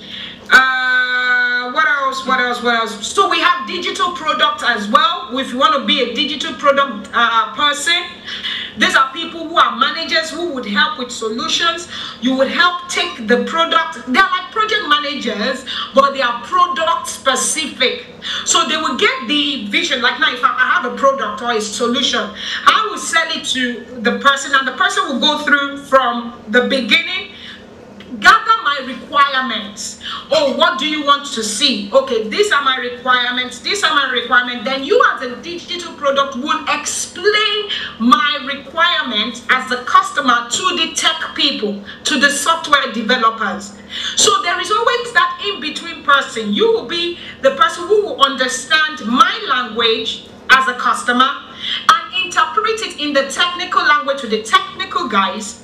Now, when the technical guys come up with their solution, you will be the person to interpret it back to the customer because the customer is not technically inclined. So there are roles in this aspect as well if you want to be a digital product designer. So there will be hands-on learning, and you also learn a little bit about software development so that you will be able to interpret technical product designs to the technical people. So salaries in Nigeria is between 8,000 to 18,000 annually. For US, now you can see that for the US and UK, it's a huge gap. But however, what I would say is that the more people start going into it, like I said, you can negotiate. If you're good at what you do, you can negotiate and you can start getting the same amount like the people abroad are getting as well. This is the last part of the technical roles, then I'll go into non-technicals. We have ethical hackers, we have penetration testers. Organizations look for penetration testers to come and test, oh, I've done this, I've built this, I've done that. Okay, come and test it for me. They need penetration testers who will come as well and test what you built. So it's like me building a house. Oh, let me make it easier. I've cooked jollof rice. I've made this lovely jollof rice, but because I'm the cook, I don't know if that jollof rice is salty or it has too much spice. Personally, me, I don't eat spice, so if you cook jollof rice, I'm always very careful because it gives me tummy burns. So, but you will not need a taster. to come and test that jollof rice for you, that, oh, is it too spicy? Is it too salty? Does it have too much seasoning in it? That is the work of the penetration testers. You built all this nice platforms, this, that, but you now need a tester to come and test it. That is also a huge market gap that people don't know about, and people are just thinking it's all about cybersecurity. No. There are so many other roles that exist.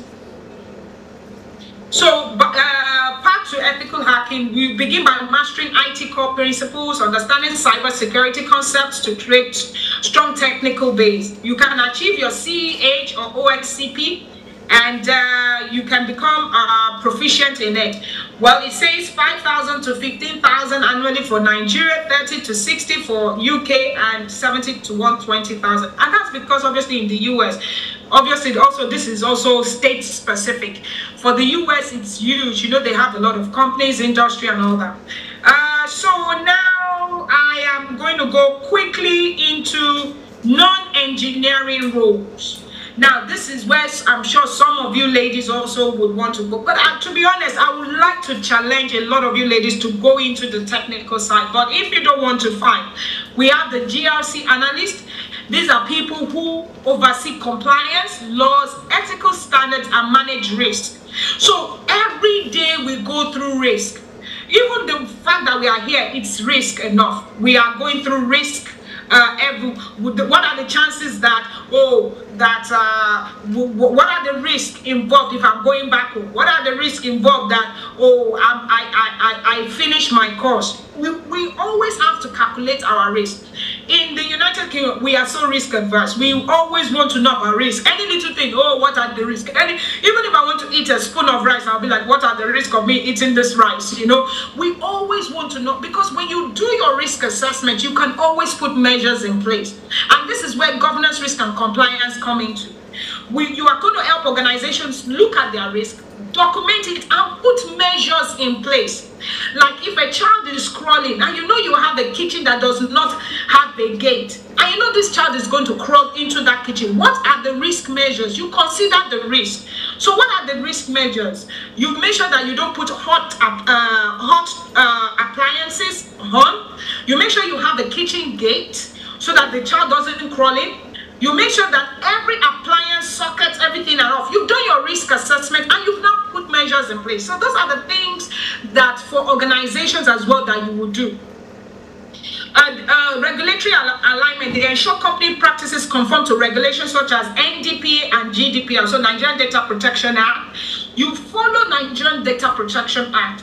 People want to know about their data. What is going to happen to their data? Data subjects is very huge. It's a big thing here. You are the data subject. So before any organization collects your data, you should be able to ask and know, what are you using my data for? Who are you sharing my data with? Are you sharing my data overseas, overbroad, or whatever it is? Who is going to handle this data? Where are you storing my data? A lot of Nigerian, or even UK too, we store our data in the US. Trust me, the government in the US has access to your data, which they shouldn't. And these are things that if you are aware of, you will know. And that's why we at NGRT will be training you on data protection, how you can, say, I want to keep and secure my data. Now, I'm getting to the end of it. Data protection officer. Now, if you're a data protection officer, this was how I started. I started as a data protection officer. I started helping organizations know where their data is, how it's stored, who are we sharing the data with, how long are we sharing data for. We call it CIA. It's called confidentiality, integrity, and availability. Confidentiality means we must be confidential in the data sharing. We don't just share people's data. That's why if you notice when we started, Sandra had to go through some data protection rules with you, because if she doesn't, she knows she's in trouble with me. She had to go through those data protection rules. Oh, are you giving please give us consent to share to video you guys, to share your data with that means we're going to broadcast your data. We're going to film this. We're going to make sure that your data is secure. We told you who we are. We are Nigerian Girls in Tech. We now have our website. Our website is live right now. So if you want to know more about me, if you want to know more about who is handling your data, just go on your data on our website. Even if you want to have personal, okay, what are you going to do with my data? We have a link on our website that you can ask your data. You can ask your question, which means you have the right to know what we are doing with your data. So whatever you want to know, we can give you. If you want us to even delete your data, we will delete that, because that's part of what GDPR is all about. And we have training for that as well. You can be a data protection officer, and for data protection officer, you earn between, for UK, it's about £40,000 to £80,000, depending on your experience. We ensure identifying risk. Part of the things we need digital risk consultants to assess vulnerabilities and digital systems. We need digital risk consultants. They also guide organizations to remain compliant. We have team collaboration with legal, technology, and businesses. So that means you're even going to be working with the legal team. And, generally what you'll be doing as a digital risk compliance officer. You can also help with writing policies. We have advocating inclusive systems, collaboration for impact. We are collaborating with governments, NGOs, and all that to build our NGIT and relevant learning pathways. Finally, I think this is part of my last bit. We have IT auditors and compliance. Now, all these things I have mentioned, both technical and non-technical, we need auditors. Auditors are very, very crucial to all these things, because auditors will be able to say, yes, you are doing what you say you are doing. And auditors are very, very scarce. So if you are the kind of person, you are very inquisitive. Oh, I'm just going to give this analogy. I cooked jollof rice and I said, oh, my jollof rice is the best jollof rice in the world. As an auditor, you will come and ask me, so this jollof rice, did you consider people who are allergic to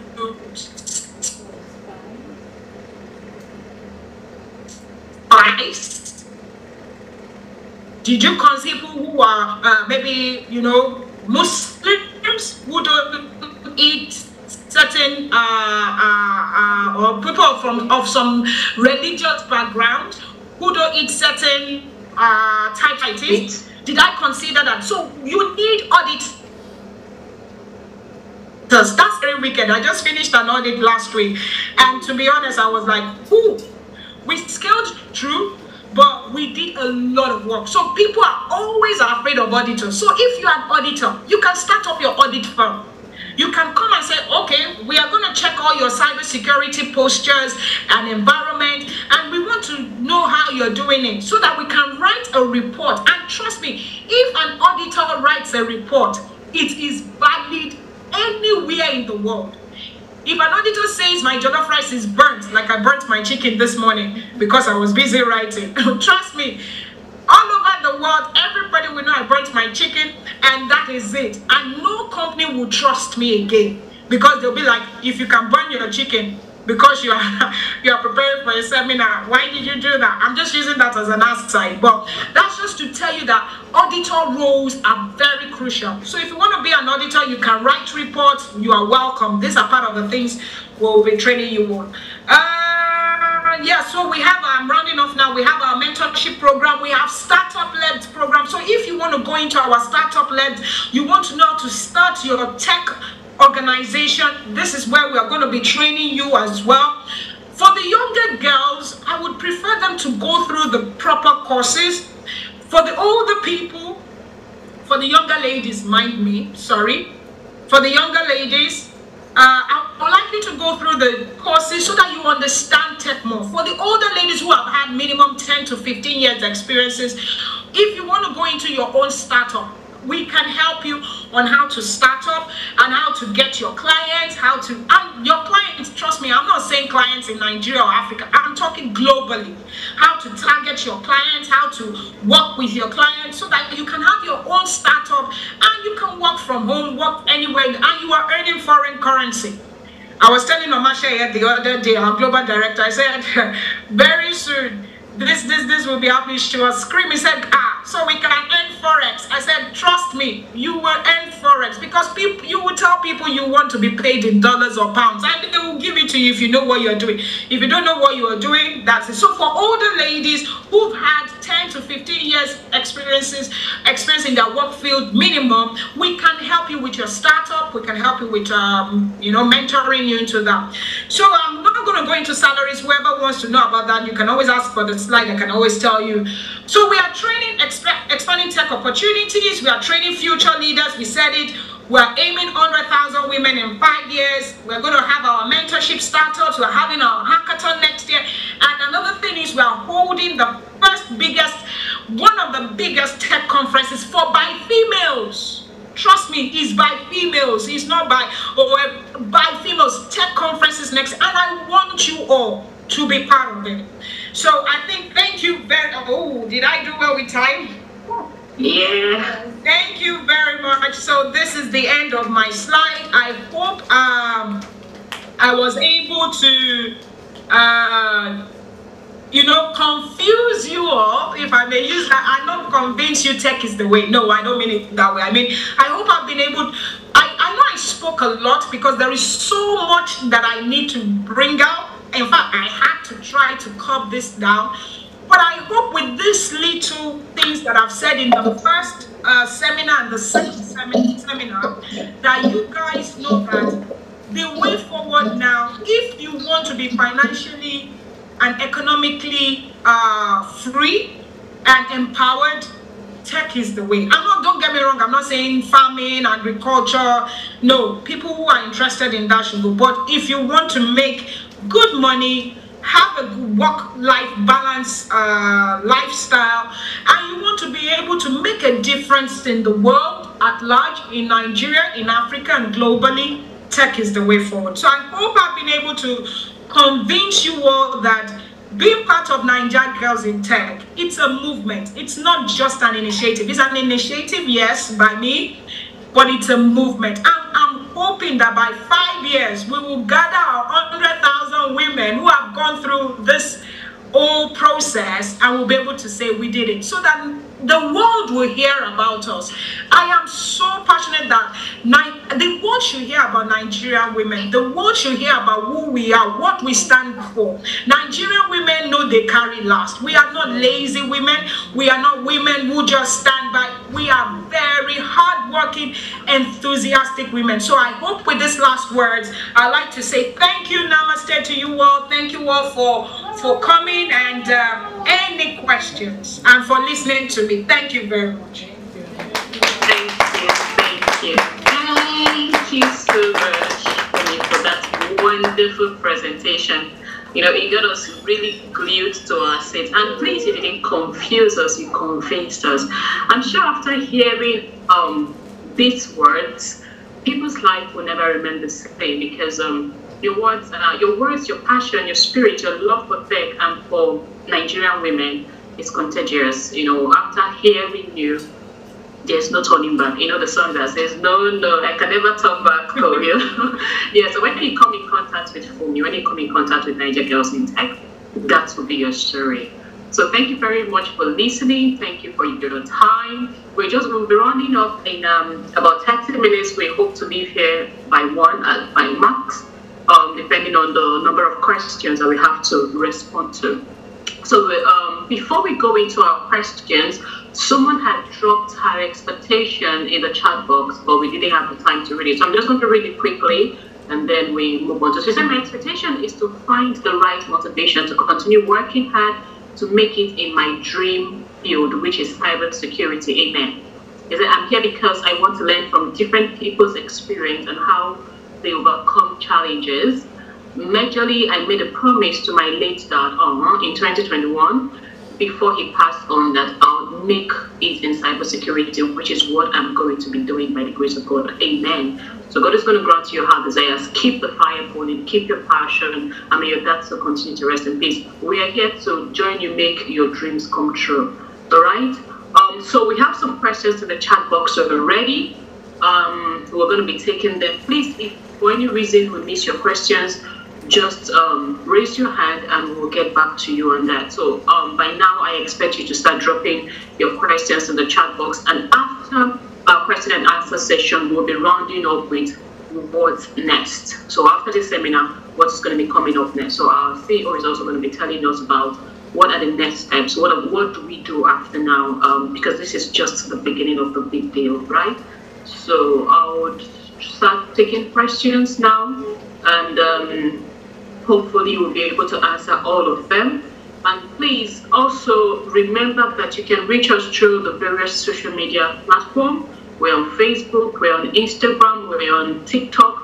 We might not be so active in all of those, but we are active, we're there. So you can always drop us a message through the social media platform. You can also drop us a message through our email. We're going to be sharing our email. Please, can I ask for someone to kindly share the email in the chat box so people can have it?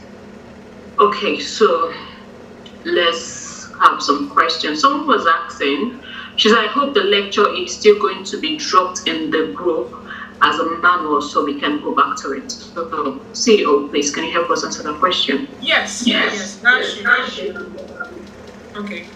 I think I'm echoing. But that will be out in the group, and people can always go back and reflect on it. Like I said, I didn't do a lot of justice, but I think I hope, based on the time I had and with the two presentations I've had, you guys, everyone who has been following us, working with us, will know that you are more than welcome to ask any questions. Get your materials, whatever you need. Will definitely ensure that you have everything you need to help you to make a more decisive decision.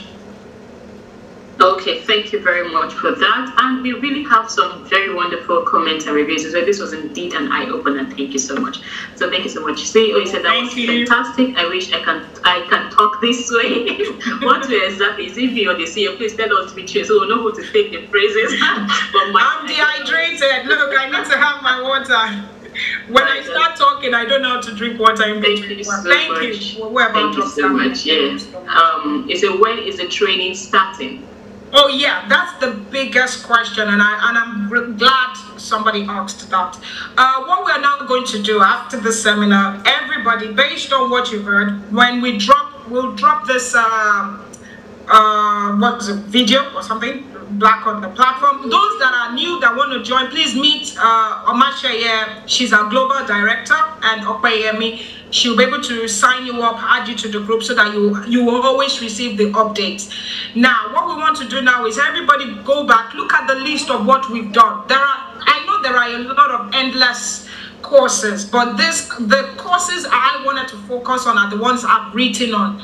And you let us know what you want to do, where your interest lies, and hope we would kind of call you for, like a mini interview, nothing serious.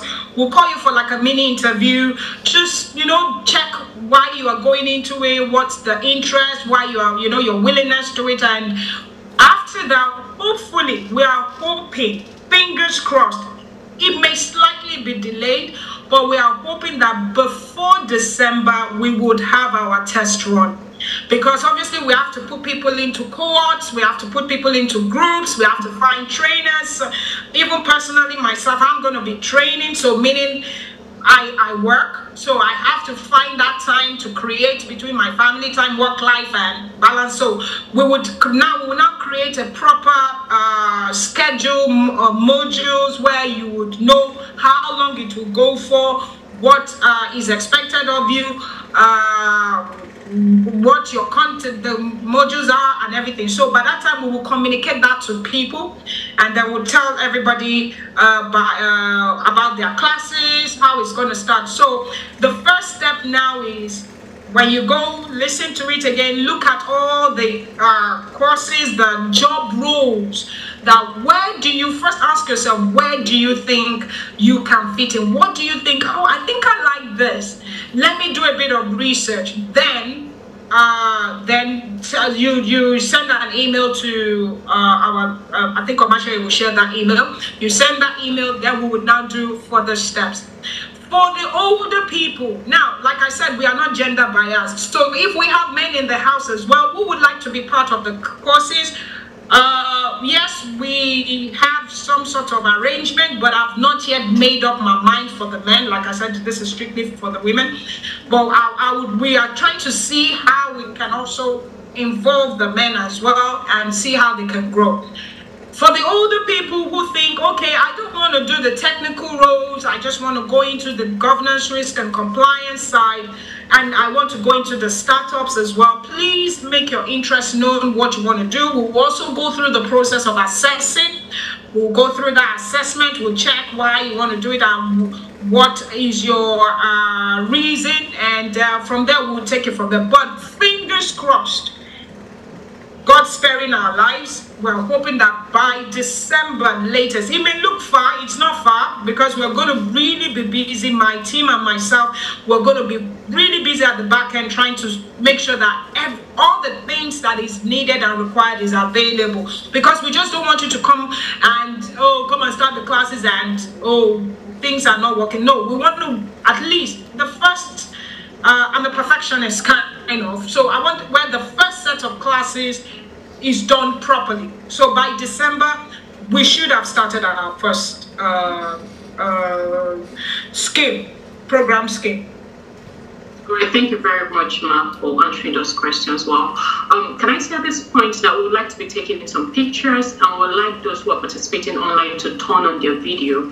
So we'll take one more question, and then we'll take a picture. So just turn on your camera and just pose for a picture, even if it's just a headshot. You can put the background if you're not really, if you don't want to show your background, just put the background to cover where you are, and then just the headshot to make sure that we capture people who are attending this program. And another question says, please ma'am, how about, and I noticed some people are dropping off, the meeting is still on, you can still gain something to the question and answer section, and then remember that we still have the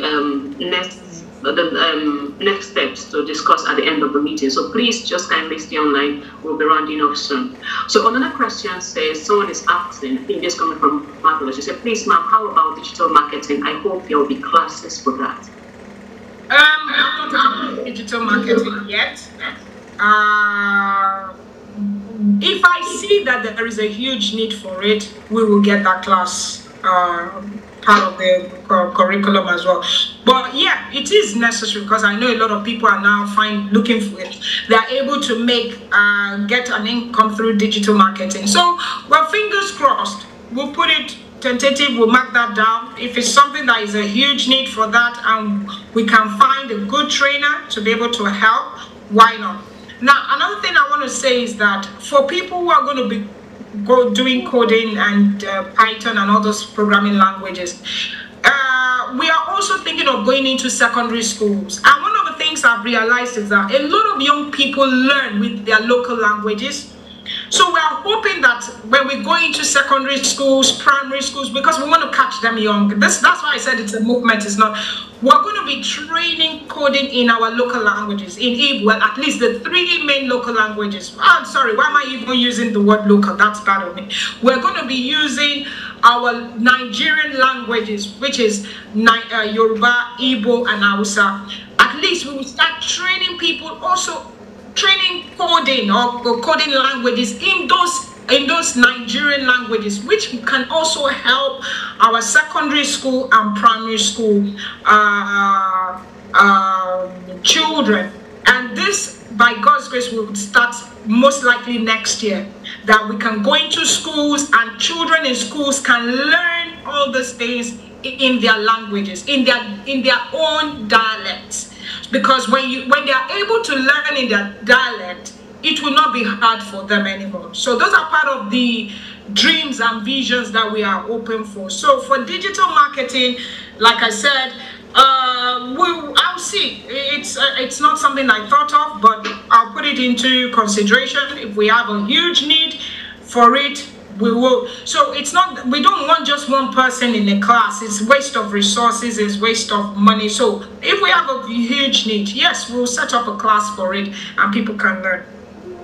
All right, thank you very much for that clarification, ma'am. So we're going to be taking a headshot now. Can I just ask for us to kindly turn on our cameras just for a headshot? Yes. And like I said, for the purpose of making references. So please, yes, please, we need this for our website. We need this for our data. We need this for our so that we know that, you know, this really happened, you know. So please, if you don't mind, just for a few seconds, we're going to take head screenshots and all that. And also those people in the Lagos office, I almost said London office, sorry, the Lagos environment, please, we're going to be taking pictures with you as well. And part of your consent, please, as well, is that we're going to be putting your pictures on our website so that we show that these are also part of the people who are pioneers of Nigerian girls in tech. So please, I hope you all give us that consent. Thank you. So let everybody. All right. Thank you very much. We are still going back to the questions. I can see some questions are still dropping in the chat box. So we go back to the questions once we're done with the headshot. So shall we pause? Just turn on your cameras, put your heads, and who is taking the picture? Is the technical team, right? I'm not sure. Is the technical team taking the pictures, photographs? No, they don't need to. For those of us on Zoom, I think she can just screen grab. Yes, so just screen grab. Okay. But change your settings to gallery settings. Maybe change your settings to gallery settings, and please let's all turn on our camera so we can take the headshots. Immediately after the headshot, you can turn off your cameras again. Thank you very much. Can the technical team help us do that from there, please? They can't turn on your videos. They can only prompt you to turn on your video. Yeah, I know. Like I'm talking about the screen grab. Yes, they can. No problem. Okay, thank you. So let's do it so we can. Please, Christabel, Victoria, Bene, Uno, Cool, Aderonke, Chine, Grace, could you avail us, please, and just turn on your cameras for a minute?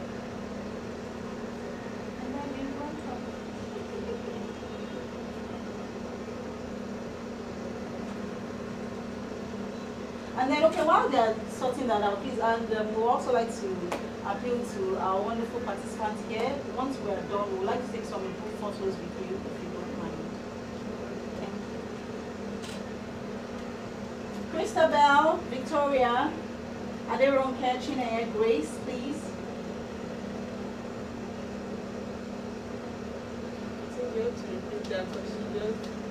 Thank you, Victoria.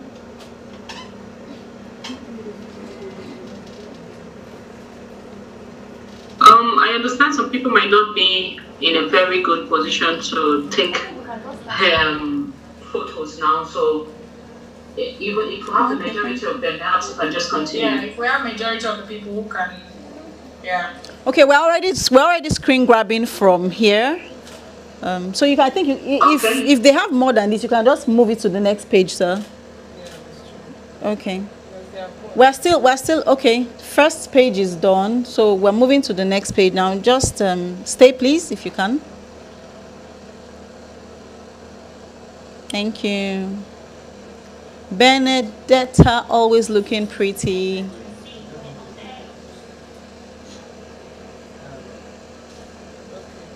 Okay, that's all.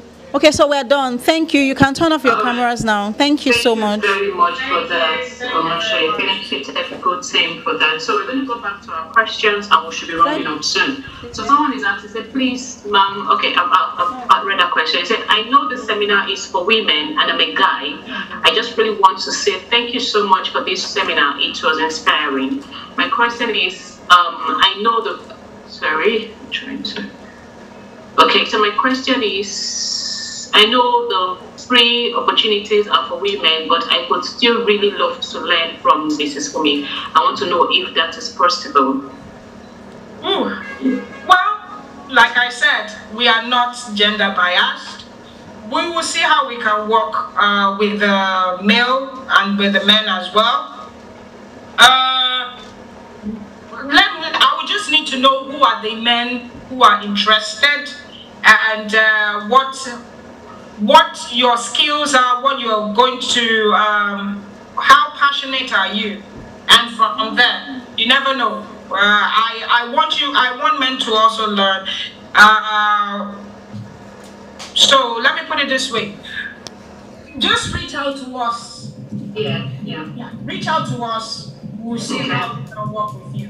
But like I said, we are not gender biased. We want men. There is a huge deficit, a huge big gap of cybersecurity specialists, software engineers, pen testers, ethical GRC, everything. It's a huge gap.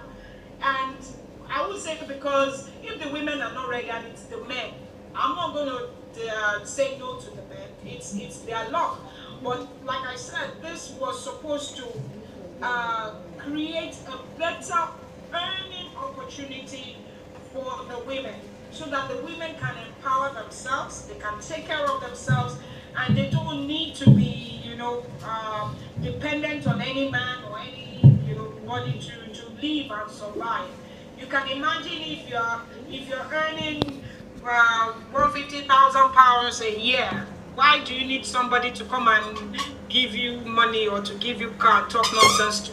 So that's why I made it more female specific. But I wanted to work more with the women. But at the same time, for the men, please reach out to us.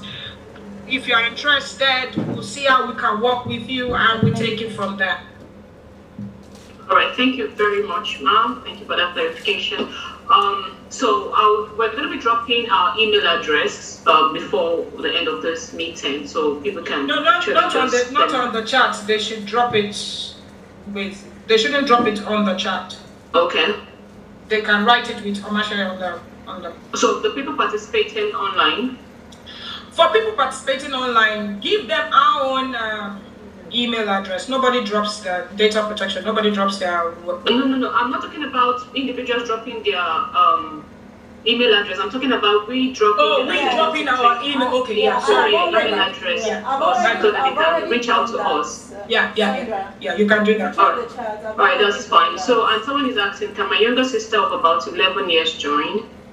Yes. We have programs for young people as well. In fact, one of the things we are hoping to work with younger people is to go into animation and gaming. We have a lot of youngsters playing games, and I keep telling my youngsters, why are you the one playing? Why are you not the one building the game? So why not? We'll teach them coding in a fun way. So yes, they can join.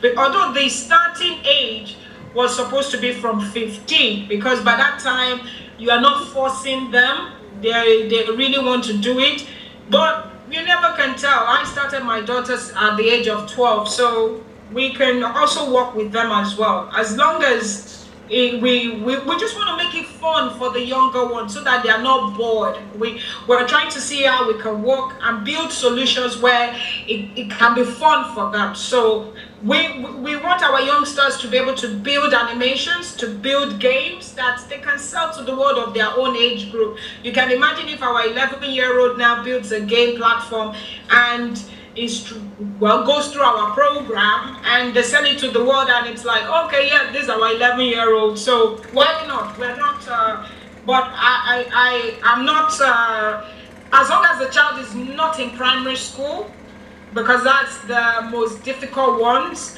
The ones that are in secondary school, that they already have some sort of formative mindset, those are the ones I would love to work with. I don't want to start tutoring a child. No, they should be in nanny care. All right. Thank you very much. So I can see that our global director has put her email in the chat box. So please, if you have more questions, kindly send your inquiries to that email, and we'll get back to you as soon as we can. I want to also give the Lagos participants opportunity to ask their questions. Because I want to believe that some of them might have questions. And to some people who have been asking questions earlier, I remember someone asking me, "Oh, I have 3 boys. They are into gaming and stuff. Can they participate?" So this is an opportunity. Send an email to that email in the chat box, or rather, also the Lagos participants are going to also get that email so that you can send an email. So if you have questions for Lagos participants, please just let us know. Over to you, Omashari, please. Thank you, Sandra. Thank you, CEO. Please, do we have questions in the house? Any? Oh, your questions have been asked? Yes. No questions from the room? Okay, none from here, please. All right, thank you very much for that. So our last lap of the program is to discuss what are the next steps. So quickly, CEO, can you tell us what we should be expecting next? I know you've already given us feedback. You said that before December we should have started our first course, but we just want to hear what should we be doing while we're waiting. Yeah, so right now, the first step is please go back on our video, listen again, look at all those job roles, and look at the part that you think you will be interested in. Send us your email or send us your request, then we will start working, we will assess you, and from there we would put you in cohorts, that means in a group or in a class, and that way we will now give you some sort of date when your lecture will start or the class is going to start, and from there you can obviously be committed. And please, when you do that, we need you to be committed, because it's not I know how much I paid to get myself educated to this point, and that's why I can speak with so much passion. So if we are saying for the ladies, we're trying to do this free, mind you, even though we are saying it's going to be free, there are some people who are going to be paying for it. So we don't want people who are going to come and waste resources. Oh, I'm here today, I'm here. If that happens, obviously there will be some sort of disciplinary measures, but we are hoping that they are not. It's not going to happen, because if you're paying, you know how much you're paying. Even if it is, you can imagine, even if you're paying maybe equivalent of maybe 10,000 naira or 20,000 or even 50,000 naira every month just to study, that's going to go into your pocket. So we are going to be getting people who are going to be funding this. So we don't want people who are going to waste the resources. We want people who are willing and who want to make a difference in their lives. That's part of what this is all about. So hopefully we will assess them from there. You will now start getting feedbacks from the platform, the WhatsApp platform. We will communicate with you individually as well. We'll communicate with you individually so that you know when your class starts, what you need to do, where you need, and then obviously make sure you have a laptop, make sure you get your data. I know for people who are abroad, they don't need data and all that, but for people who are in Nigeria, please buy your data, because you're going to be spending time studying. Another thing I want to encourage everyone, please, during this period, it's a time of studying. It's like you're going for your own university, but you are equipping yourself. You are trying to make sure that you're a better person. So that period you are learning, please, as much as possible. Yes, you will have people, family, friends who say, "Oh, come out." No, you tell them, no, during this period I'm learning, it is for me. Because trust me, if you don't make money tomorrow, the same people will laugh at you. Or if you cannot even feed yourself, the same people will laugh at you. So tell yourself, this time is for me. It is my time to be blessed. It is my time to make a difference. It is my time to do something different. And it is my time to be part of Naija Girls in Tech. And one last thing that I would like to say is that I want to encourage everyone. Please also share with your families, loved ones, friends, enemies if possible.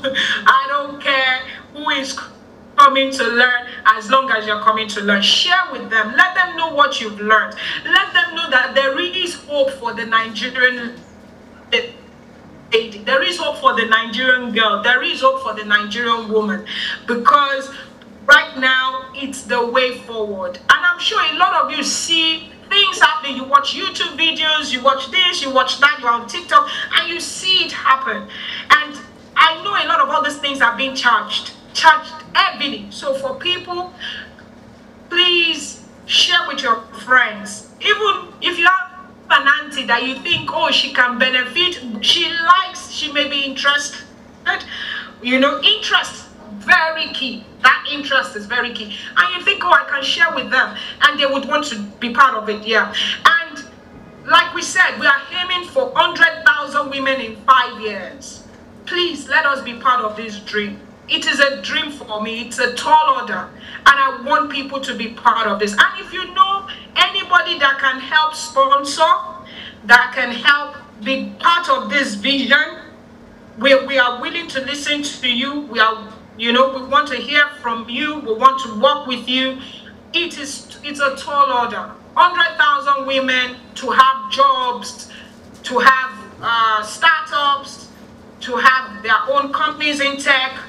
We want to be the next Zuckerberg. I want to, you know, I said it. I want my name to be mentioned. I want when they are calling the richest women in tech, my name is Amon. Please say, better mention your own name and say you want your own name to be mentioned. My name will be Amon, and that is the difference I want to make. So I want to say thank you to every single body, both online, in Lagos, in UK, in Nigeria, and those who are present physically. I want to say thank you to you all. I do not take you guys for granted. I don't take your time for granted, because I know what time is. It's very valuable for everyone. And those of you who have, you know, you've had to transport yourself, you've had to take long transportation just to be here, to be physically present. I want to say thank you. I hope and pray your effort will not be wasted, and you would be part of a changing innovation.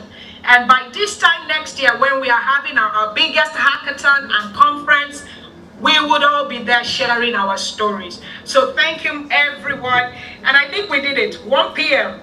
We tried. Yeah. Okay, so just there are still some messages dropping in the chat box, so we may not really have time to go over them one after the other, but I will just try to just give a summary to respond to the question. So someone said, please, my network was a bit bad and I missed the part of the children training. My daughter is 14 years, kindly update me, please. So ma'am, your daughter can join, but send a message to the email that has been dropped in the chat box, and we'll take it up from there. Someone says, my name is Among. Yes, my name is Among. Chidima, your name is Among. Sandra, your name is Among. All right, someone says, please, when is the conference starting and where, ma'am? So we can we have not made up our minds, but we'll keep you updated. But conference is next year. It's not going to be this year. So we'll let everybody know. But first of all, we want to get people through this process so that when we're having the biggest conference and we're inviting the biggest women in tech all over the world, trust me, it's gonna be wow. It's gonna be something different. We're changing Nigeria forward. Like I said, Nigeria, made in Naija, for Naija, by Naija. We are changing Nigeria, and it's gonna be women that will change Nigeria. So for next year's conference and hackathon, don't worry, that will be communicated. We have our global director, who is Omasheye, who is on site, who is in Nigeria, and she will be obviously communicating with you all. She'll be communicating, giving out the comms and telling you all, updating you all. And our website is also there. Our social media platforms are there. We'll be updating all that, so that if you want to be part of it, we'll let you know. All right, thank you very much. And before we go, I know some people are still dropping messages. Before we go, please, one thing I would say, this is coming from me, stay in touch. Just make sure you're in touch. After the seminar, don't just go and lie down and think that Nigeria is going to come knocking at your door. So stay in touch through the social media platform, through the WhatsApp group. So if you're not on the WhatsApp group, please find a way to send in your contact so we can add you to the WhatsApp group, because information are always going there. So stay in touch, right? And I'm going to be sharing the email address again. Some people are still asking. So that email address will get you directly in touch with our global director. So it doesn't matter where you're sending your email from. She will be responding to that. Yeah, so for those participating from Lagos, those that are on site, kindly stay back for a few minutes for group photographs and have your refreshment. I believe that they have prepared something for you. Have your refreshment before you go. And once again, I want to say a very big thank you to everyone who have taken their time to attend this seminar. Have a lovely messages that come. I'm really glad to be here. Okay, some people are just saying I'm really glad to be here. I will be one of the first best in Jesus' name. Amen. All right. So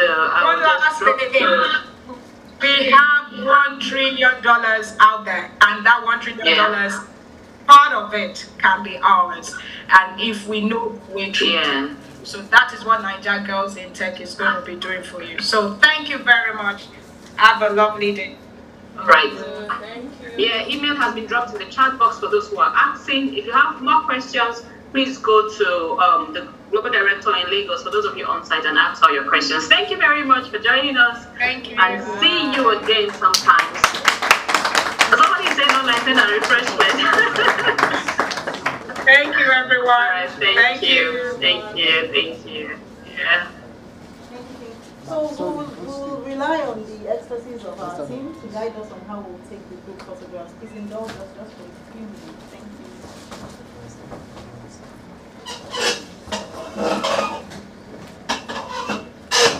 Sorry. Your brother has been snoozing since. People online can drop off now. The ones online can drop off. Yes, ma'am. So that the ones in physically can be there.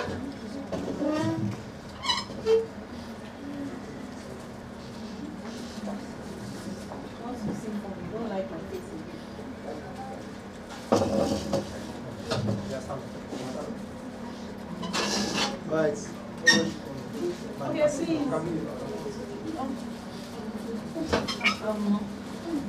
And you've been sitting, you want to stretch a little. Should we play some gymnastics music for you?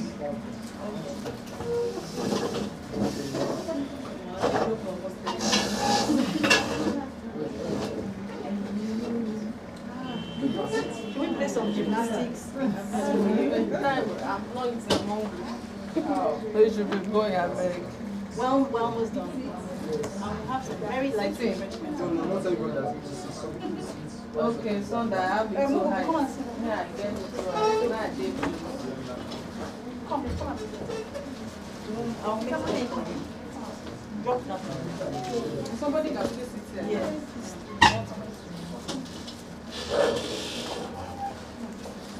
Are you okay?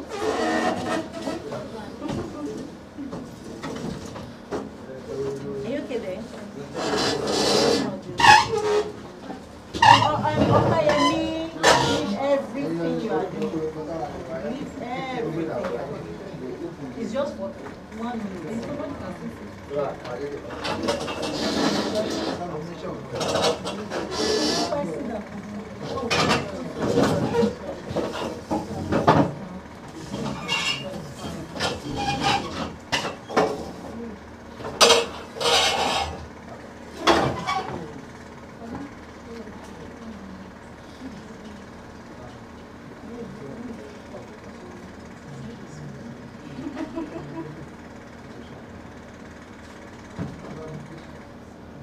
So, my Deborah, come. Baba, you want to join us? See, excuse me.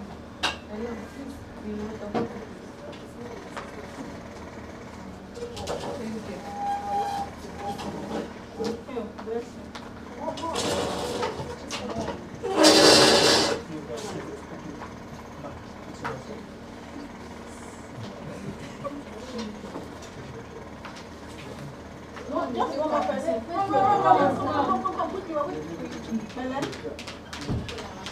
Baba, you want to come?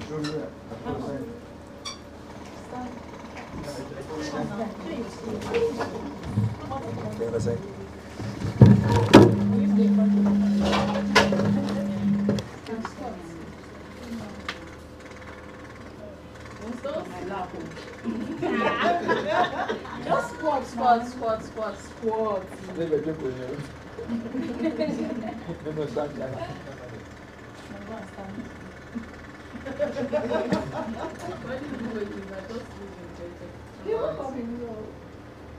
Hello. Big boy.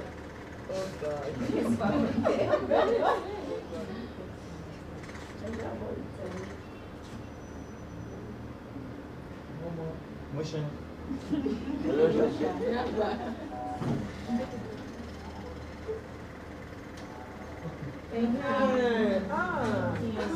I wonder how big it will be to tell the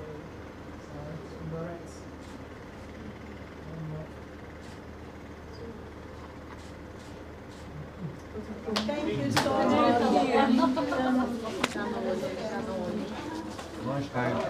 Yes. It's long time.